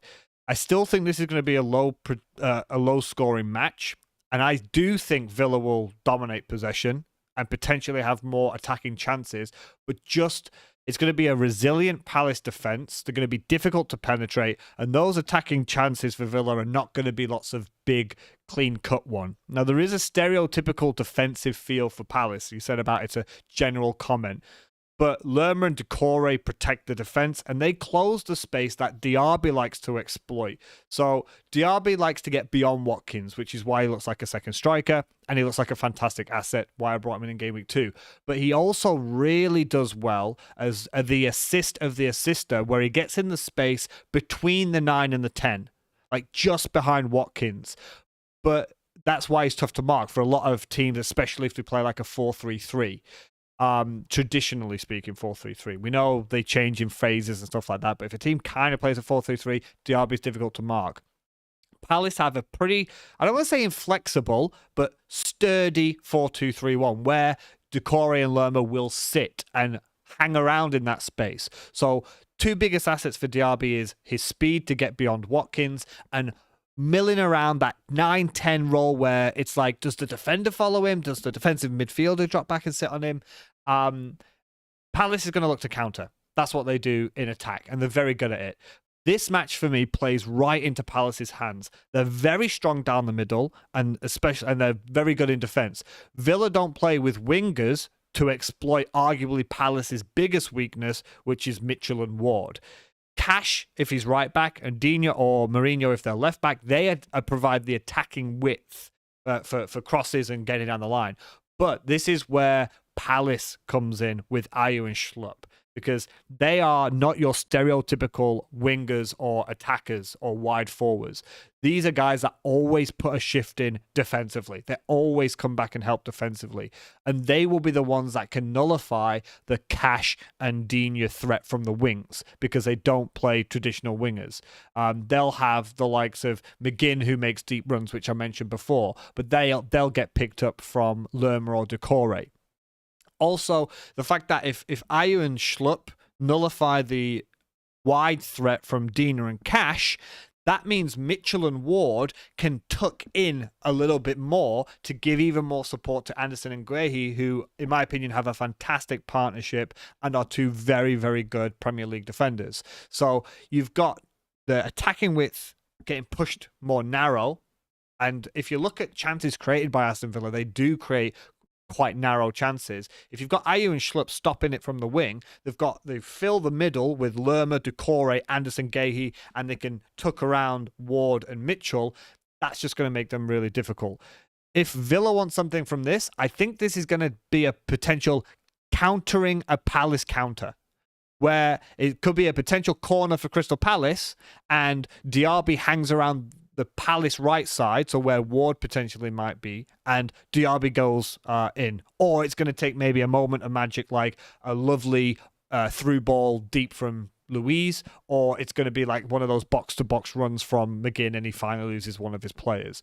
But for me, the Schlupp, Ayew, and Cash Digne, if it is going to still be those players playing, I think that's going to be a big thing, because if Ayew and Schlupp can put the stopper on that and it makes it more of a central game of football, that's where Palace is strong and really difficult to break down. So I do see like a 65% possession game for Aston Villa with a lot of mini chances. But I still think it's going to be a low-scoring game, like a 1-1. But just eyes on maybe a stubborn situation with Emery, where if Palace get an early goal on the counter and he refuses to change, Palace will just keep countering Aston Villa. And it could be a situation where, I mentioned earlier, Villa are very good against weak sides and get beaten by difficult sides. If they keep countering and it's effective, Palace play simply beautiful football. Like, it's beautifully simple. They've got the plan. They're kind of old school with Roy Hodgson, and it works. They're tough to beat. So yeah, I think it's the wing backs against the attacking wide men of Crystal Palace, which will be the pivot or the pinnacle challenge in this. Tien, your thoughts on this matchup? For Rob to dampen the spirit, but I don't think I'm gonna watch this game. I don't blame you. I've got 4 players, man. I've got 4 players. I'm gonna watch it. Because I can't see how either Villa or Palace assets will spark like a massive interest in the FPL community for this game week, unless probably on the wildcard you may start thinking about getting ahead of the curve with the Villa players, or like yourself, you already got Diaby, which I think is a great option. But whether you want to buy him this game week or not, I think it's hard because there's just so many other. The midfield is already crowded, right, as it is. So, like, who's gonna make way for someone like a Diaby or Eze for that matter? So, if obviously if you have them, then keep them and play them. But otherwise, yeah, I think it's hard to see any huge interest.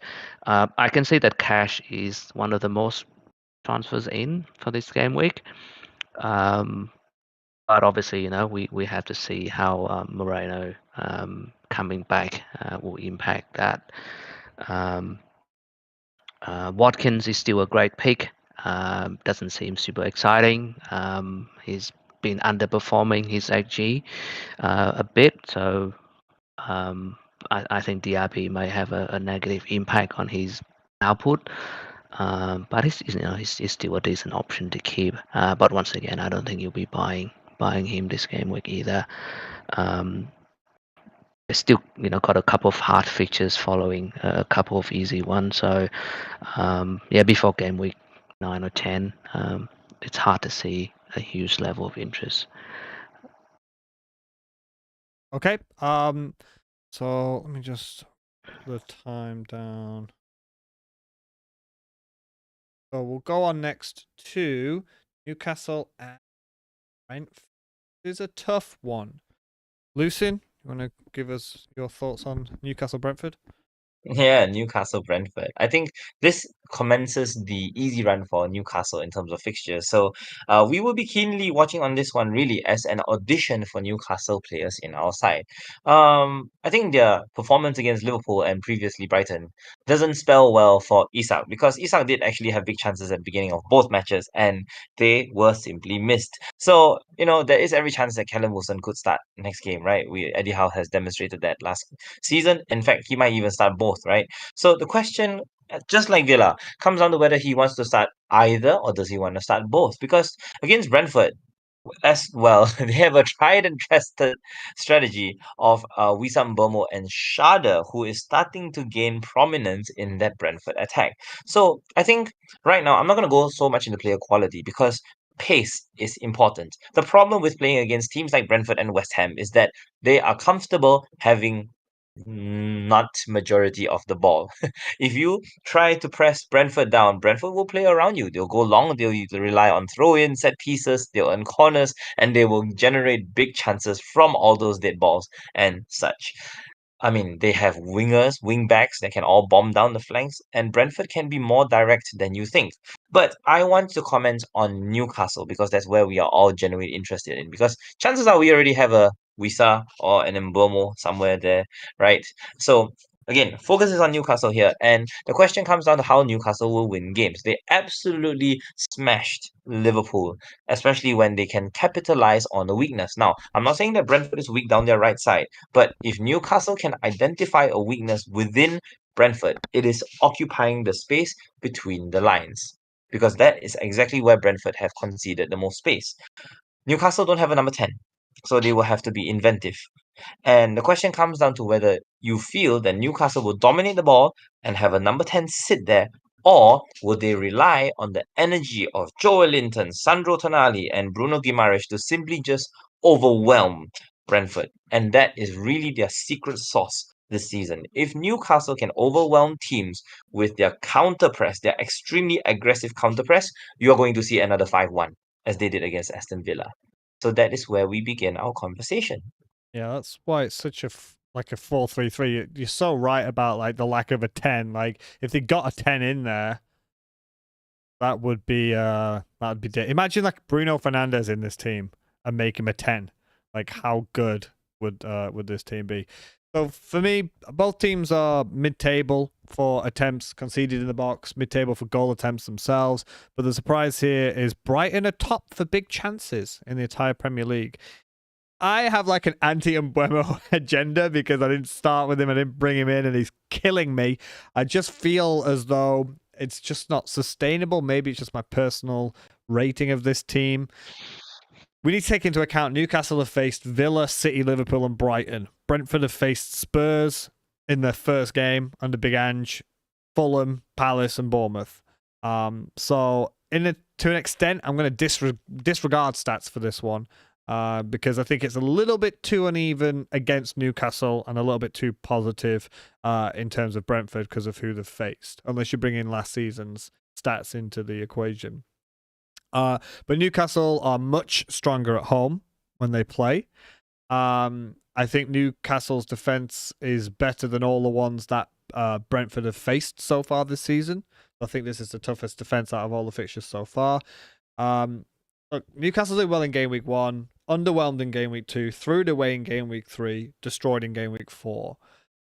They've had an international break to try and fix whatever issues that they've got, but if they want to beat a potential top 10 rival, this is the game that they're going to do it. And it's before they start a very tough Champions League campaign against Milan, PSG, and Dortmund.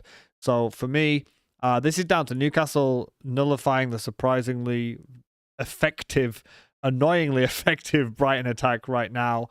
Sorry, not Brighton, Brentford attack. And here's the thing, Brentford, I know Tifo did a piece on this a while back about how Brentford are like the best set piece team, one of the best in the world and the best in the Premier League. And even if you look at the stats from expected goals from set plays, Brentford are clear. But one of Brentford's biggest strengths of being set play experts, they're coming against one of Newcastle's biggest strengths, which is defending set plays, because Newcastle have the lowest expected goals conceded from set plays. So you've got Brentford with one of their biggest strengths is going against one of Newcastle's biggest strengths of defending set pieces. So they kind of cancel each other out to an extent. Newcastle disappointed so far this season, but I still think it's going to be a comfortable 2 or 3 goal cushion. So the possibility of Isaac and Wilson together on the pitch, if they're together, I love the Newcastle side. I called it about them playing together against Brighton. I think later in the game, that's what happened when Isaac goes out to the wing and Wilson down the middle. I'd love to see them side by side as a strike force. I think they would be absolutely incredible. And the call I mentioned, I don't know if I said this before the stream or at the start of the stream, is just how much, and why I said about Wilson in the notes, right? How much I love Wilson.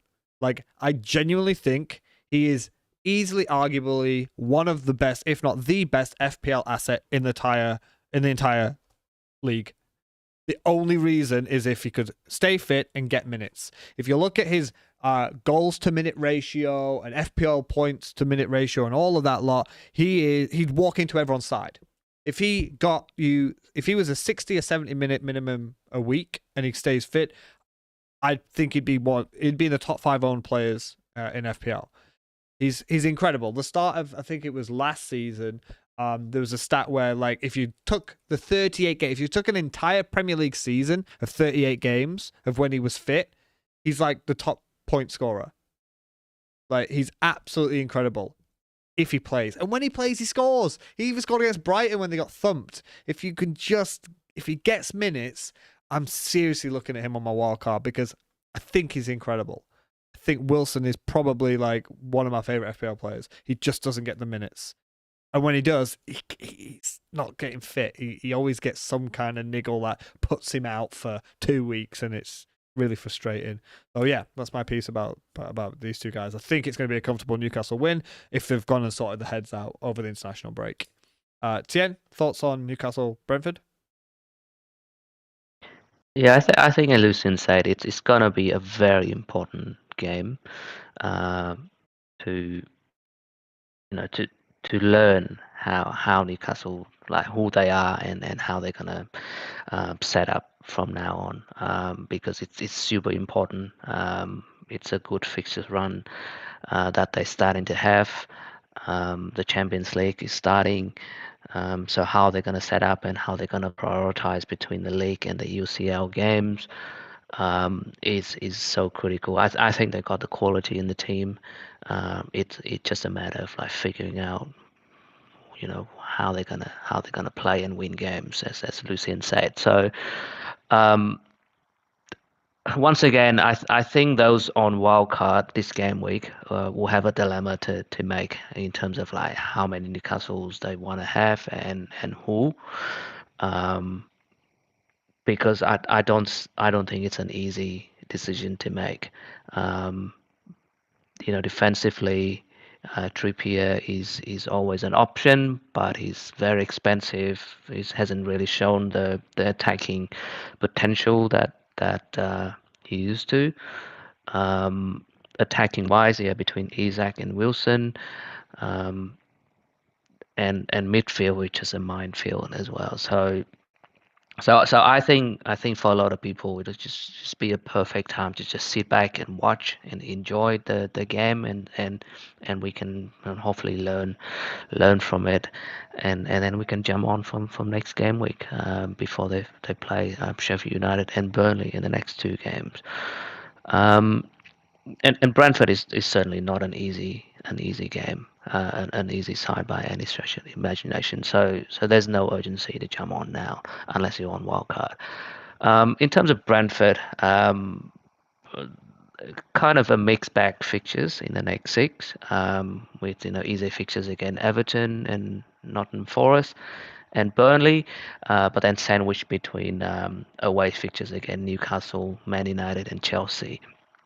So the question for many people, probably yourself included, Rob, is whether or not to get an Mbumo if you haven't got it.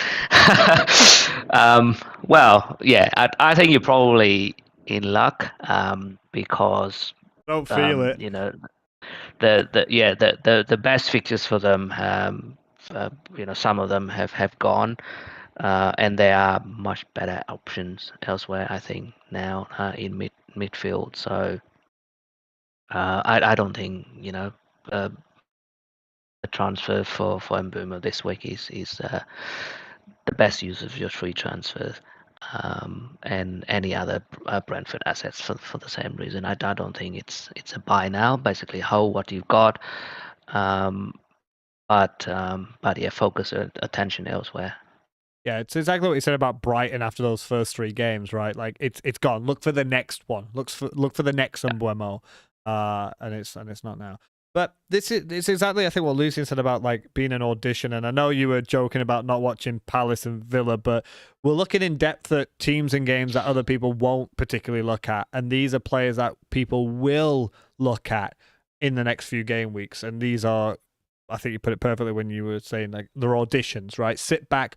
We're not looking to bring them in now. We're not looking to bring them in game week 6. We're looking at our wild cards. Now is when we're looking to think about our wild cards and to scout these players to bring in. And this is, I think, a perfect audition for Brentford and Newcastle because they're quite equally matched. Like, they're good teams. So it's interesting to see what they do against each other. So we'll go on now to the last matchup with one team going for titles, one team not trying to get relegated, and it is Everton and Arsenal. So as we go into this last matchup, Lucian, you're going to take us away. So, well, this is a tough one, isn't it? Because I think the first question is, do Everton suck? Because it's easy to say yes. It's honestly very, very easy to say yes, especially considering the fact that we bought Everton for all these wonderful fixtures and they've just fallen flat. Now, given that Everton have not delivered in any way whatsoever, right? I don't even recall them scoring a goal, even though I believe they had two against Sheffield United. You just wonder, like, how will they perform in adversity? Because even though it is a pretty media narrative thing to say, that's what Everton are. They characterize themselves by rising in adversity rather than playing as a favorite in relatively good games. um that's the unfortunate thing that Everton have to live and die by. But more interestingly is whether players or FPL managers holding Arsenal assets will take advantage of Everton's frailty. Because honestly speaking, I think Villa aside, no one's really taken Everton apart. Arguably, Everton deserve to win against Fulham. They deserve to win against Wolves. Fine, they got smashed by Villa. But even so, they deserve something against Sheffield United, and they got it. So the question is, against Arsenal, will you expect Arsenal to actually smash them, or will you expect Pickford to finally come up with heroics? That thing where he holds the ball on the ground and he does that, right? That Scottish knot, I think. That thing, yeah. That was hilarious. I loved it. But that's Everton in a nutshell, right? Full of personality, but barely making it in terms of player quality pound for pound. Um, Tactically, I think it's time to give in to the reckoning that Everton are not a defensive team. We have to just put it that way. They are not a side that limits shot quality. They are not a side that relies on lack of possession to play direct football, because they have decent attacking players. And it's just about whether Everton actually use their talent to create favorable positions for themselves. Will that happen against Arsenal? I will leave it to you, gentlemen, to elaborate, because right now everything points to how Arsenal will destroy them rather than whether Everton can come up with something decent for us who still own Pickford and Tarkowski and whoever from Everton itself. For this one, stats are going to point to Arsenal, predictions and betting companies and all the odds and all that are going to point towards Arsenal. They can sit back, whatever. Arsenal's got the quality. For me, it's don't buy, don't sell Arsenal. I would not be selling any Arsenal players going into this game. It's a good fixture to have them. For me, it's bad FPL advice, but it's just pure vibes of Everton do well at home to Arsenal. There are just some teams. You can say, oh, there's no stats behind that. We're not, this isn't an idea of like, oh, every early kickoff Salah does really badly, or every time they play on a Sunday they always get 3 points. I'm not going like that, but just at home to Arsenal, it reminds me of what a Big Sam Bolton Wanderers side used to do when an Arsene Wenger Arsenal side used to go to the Reebok. It's just not a good place for them to go. They don't go there. They haven't won there since October 2017. They haven't won at Goodison Park, and that was a 5-2 win after Everton got a red card when they were 2-1 down. It's just a place where you said Everton's got personality. Quality-wise, Arsenal are better. Maybe tactically wise, whatever, but Sean Dyche and those wily old English managers pull stuff out of the hat sometimes against these modern European, highly technical managers with all the tactics in the world. Sometimes the old-fashioned English park the bus, hit them on the brake, just works. And I just see frustration setting in early for Arsenal, Arteta getting all angry on the touchline, yellow cards going in for some petulance, like kicking the ball away or mouthing off at the referee. Because, Everton are probably going to time waste. Pickford's going to do that cheeky little hold the ball grin from like the first minute. They're going to wind them up. They're a prime side to wind up. So I just feel like it's probably going to be an Arsenal win, probably. But it's just one of those games where when you're making an accumulator and you back all the teams on your and you set like, yeah, Arsenal's going to go get 3 points here. This is like an accumulator breaker. This is one where I just feel as though it's pure feeling, it's pure vibes. It's just looking at Arsenal going to Goodison Park, and I just feel that this is the kind of game where Everton are going to really annoy Arsenal. They're really going to get under the skin, and they're going to come away with like a 0-0 or 1-0 to one of the teams. I don't think it's going to be a smashing. But there's no statistical data behind what I'm saying to suggest that Arsenal can't go there and beat them. And I would not be benching or selling any of my Arsenal players just for that. I just feel, it's just a feeling in my football gut that this is going to be a game where Everton do well. Sometimes they rise to the occasion. I don't know. But the last point before I pass to Tien is I think there's hope for Everton this season, because I think Danjuma and Beto are going to be a right handful.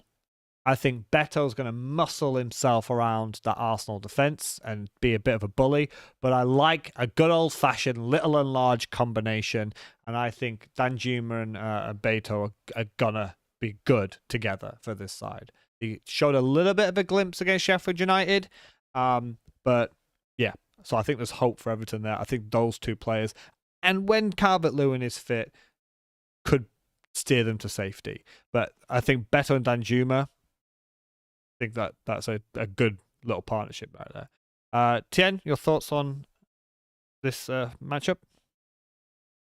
Yeah, I think if Arsenal are going to show, that they will become the serious title contender again, they have to win this game, right? They got to go against that history against Everton at home.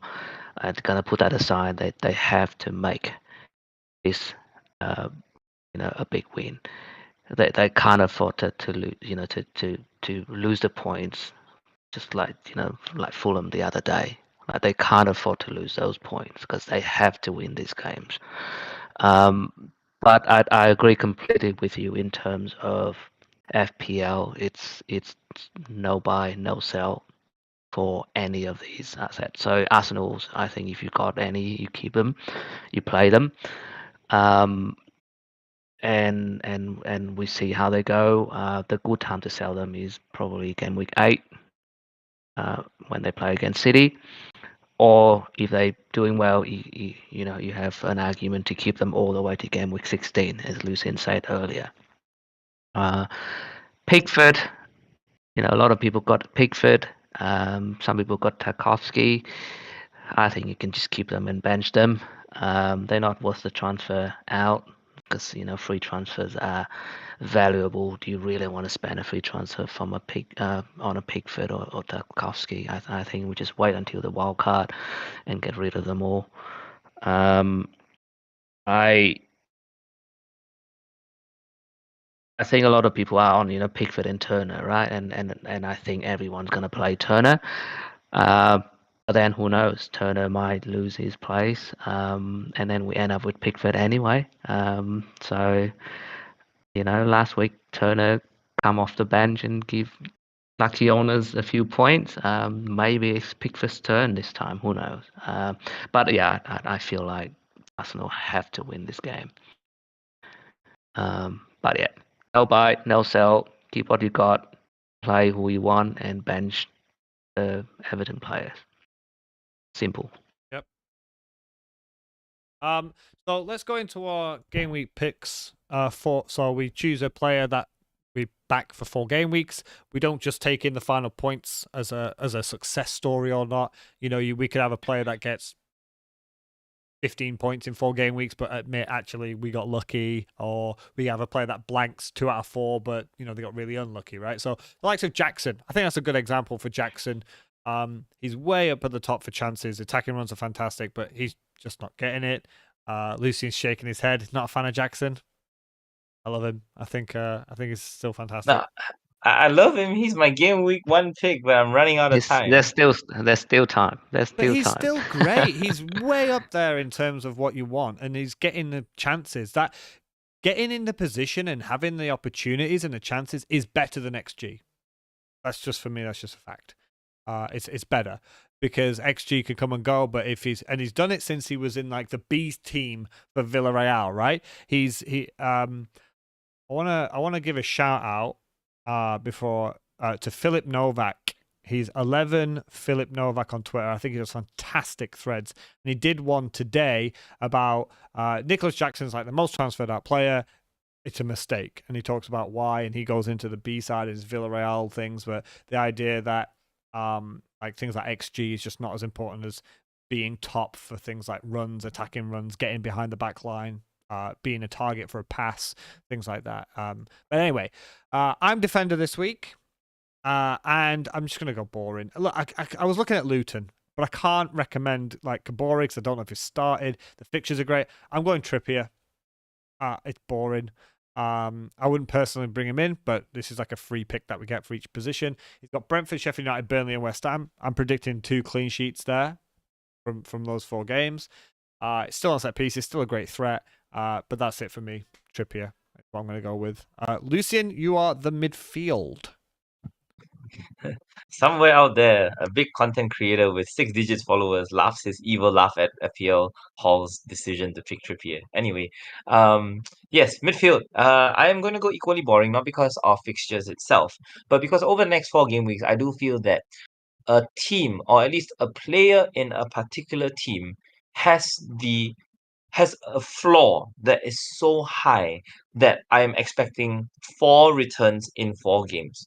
I will not expect him to get double-digit hauls, but I'm absolutely expecting James Maddison to come good for Spurs, like 4 times out of 4, because of his role in the side, because of how finally the supporting cast around him is actually starting to take shape. He's not reliant on Son on the left anymore, right? Son's in the middle. Kulusevski's doing things on the right. Papisar's moving up the center. Udogi and Poro finally have their own roles as fullback/wingback/inverted whatevers. And yeah, this is the golden period. Just after the transfer window closes, when every other team is in transition, Spurs have it together. And without European football, they are in every single space possible to thrive. So James Maddison, first name on the team sheet, if I were on a wild card right now. Not worried about Arsenal, Liverpool for 2 of these 4 fixtures? If you touted Newcastle to punish Liverpool so badly, I love Spurs equally against Liverpool. I think Arsenal as a derby match is usually full of goals. Although I think because it's Arsenal at home, right? This is at the Emirates, so I'm a little bit worried, but I am still expecting Spurs to come good, at least offensively, because of their philosophy. Yeah, it is at Arsenal, yeah. Tien, going for the man after my own heart. That's why I accused you of looking at my notes because I love this guy so much. Who's your forward for the next 4 weeks? Yeah, so my forward pick, I was being I wanted to be lazy and pick Carlton Morris, but I think Ryan is going to pick him. So Yeah. so I'm going for Wilson, Callum Wilson. Because you already mentioned about Newcastle fixtures, right? And it's the next 4 we're looking at. So Brentford, Sheffield United, Burnley, and West Ham in the next 4. Now, obviously, I'm taking a huge punt here because Wilson hasn't been starting. But with the tough Champions League games and the Carabao Cup game against Man City as well, sandwiched between these fixtures, yeah, I'm going to take a punt that Wilson will start at least some of these games, the easier games in the league. Yeah, I like that thinking. Yeah, and obviously, you know that Wilson is always great when he's on the pitch. He's got great attacking threats. He's very clinical finishing, even when coming on at a sub. He's already scored 2 goals, which is the same as Isak. He posts a similar number of goal attempts, big chances, and XG, despite playing less than half of Isak's minutes. So yeah, I'm punting on the fact that he's gonna play more minutes, and when he play more minutes against those teams in those fixtures in the next 4, he's gonna do well. So good. I think I had Isak last week because we're all starting to look at. Wilson's so good. And Ryan, who's not with us today, he gets the wildcard pick. He can choose anyone, and he's gone for Morris. He's gone for Carlton Morris, because the double game week's included here, right? So They've got Fulham and Wolves, and then he's got the double game week, so he's literally got an extra fixture in there. So, So Lucian, next week you are the forward pick, so you can have Morris or Adebayor next week, and you can still have that double in there. I know how much you're fond of this double game week coming up. That you'd like to pick. I'll pick him during the wild card. When I get the wild card pick, I'll pick a Luton player. That would be just in time for the double game week, I think. And it's gonna be Barkley. Yes, we know. So let's go on to the final, probably quite quick point of captaincy.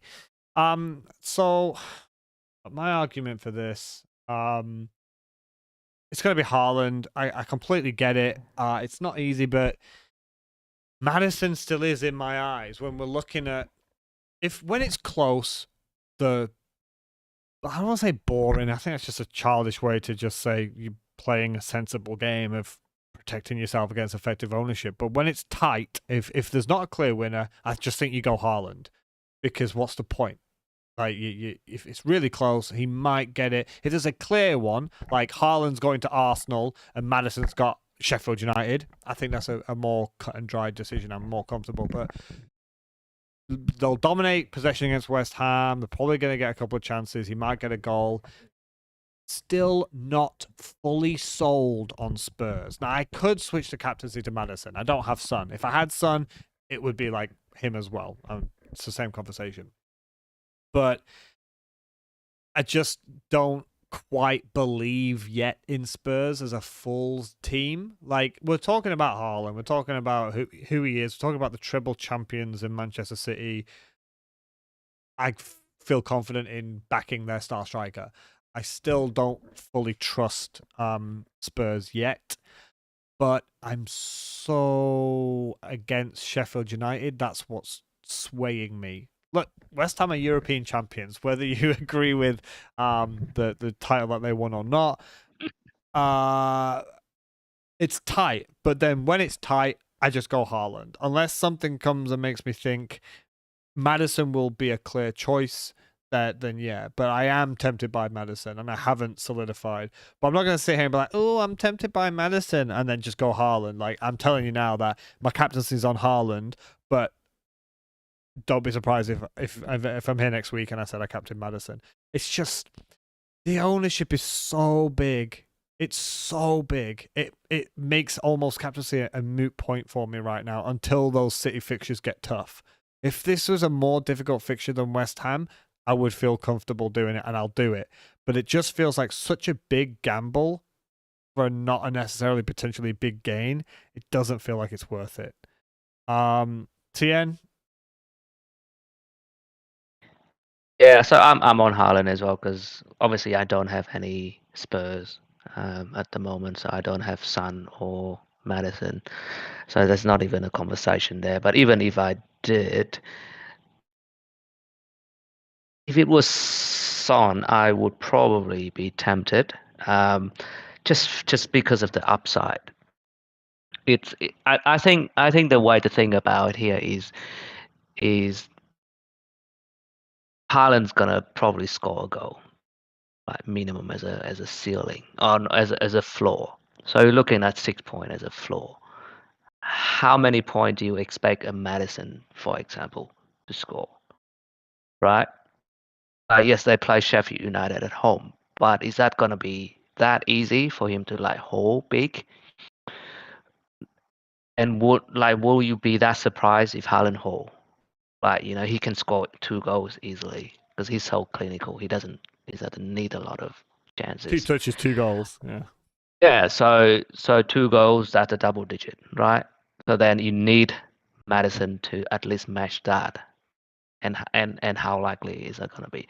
So yeah, I think as I said, when it's close, then it's safer option is to go with Haaland, and then he can enjoy Haaland's point, and he can enjoy Maddison's point and Son's point, because everyone's gonna be below 100% effective ownership anyway. So Haaland obviously is going to be over 100, but if you captain him, then that's going to be neutralized as well. So you literally enjoyed points from every single player of your teams. Whereas if you captain Madison, now luckily this time they play at the same time. So you don't have that. Yeah. You don't have that long wait of. I think some people did captain Madison last time against Haaland. I think he scored like 36 point on double captaincy point of 36, and then I think Haaland went on and scored 46. So once again, you enjoyed the Madison point for a day or two, and then he got smashed by Haaland again, and it's like it just destroy your mood for the whole game week, because even though you did get a good return from your alternative captain, but you still lose, right? So if you are not 100% convinced, and I know there are people out there who are very convinced, about Spurs gonna smash Sheffield United, they're gonna score like 3 or 4 goals, and the like of Madison and Son's gonna get a big haul. Okay, well that's fair enough. If that's your belief, and you're gonna believe that Haaland's not gonna get more than 1 goal, then that's fair enough. Go for it. But I don't think it's that clear cut. So the safe play is to go Haaland and go. Yeah, we will have plenty of opportunities to go against him from game week 8 onwards, when they, City have much tougher fixtures. Yep. It's not worth the risk. Pick your battles, pick your times. But if you're looking at fine margins of like 2 goals for Haaland, you get a goal and an assist for Madison, plus a clean sheet, doubles with captaincy. Now you're getting into the real small fine print to try and get some points. But if you think West Ham can weather the storm, because West Ham will sit back and probably have 25% possession. If you think West Ham can keep them out, but Lucian, you said yourself before, West Ham's a team that you can break down, right? So who you think of the captaincy? I'm still looking at Erling Haaland. I really cannot look past anyone else right now. I think the only situation where I would not consider captaining Haaland is against either Arsenal or Newcastle. Like last season's top 4, yeah. Last season's top 3. That's about it. But But otherwise, top I'm 3, captaining top Haaland. 4 away from home, then Yeah. that's a good opportunity to go against. Even if it was when, like when he Crystal plays Palace at home away would Yeah. be tough, right? It's just West Ham. No, it's talisman theory. City just depend on Haaland that much. That's all. It's just talisman theory. So if you're not looking at like a top 6 defensive side away from home, you're probably always going to captain Haaland, and those sweet spots to get the gains is going to be after game week 8. Because when you're looking at things like expected goals conceded from open play, West Ham aren't too bad, but they're not City, Arsenal, Palace, Newcastle levels of defense. So it just doesn't seem worth it. It's one of them where you don't have to have 11 differentials to gain rank. You don't have to have a completely different captain to gain rank. And yeah, Madison beats Haaland by 2 points. Was it worth it? Did you really think it was going to be that? Like, if Madison bangs, you said earlier, if you've captain Haaland, he gets a goal. You captain Madison, he gets a hat trick. You can have a lovely weekend because you're getting points all round. Haaland gets your points as your captain because he's not above like 200%. Madison's on like 27% ownership, so you get a lovely little green arrow from him. And enjoy your life, right? You don't have to always choose a different captain. Always just choose who you think score the most points. And if it's close, side with the guy who's got 92% ownership in the entire game. I think it's the key one. All right, a little bit of a long one today because we wanted to finish off the reviews from last week when we went from Manchester United to Wolves. But overall, I'm pretty happy. I'm looking forward to games being back. I'm not looking forward to the next international break already. But thanks for joining us. You can find us all on Twitter with the handles underneath. So it'd be great, and if any likes and subscribes come our way, that would be very much appreciated, because I realized I didn't ask once during the stream, so I apologize for that. But thanks for joining us. Next week we'll be back I think it's still us three. Ryan will be gone for a little bit, but it's great to see everyone back into Premier League football. And as always, have a good one. Bye, guys.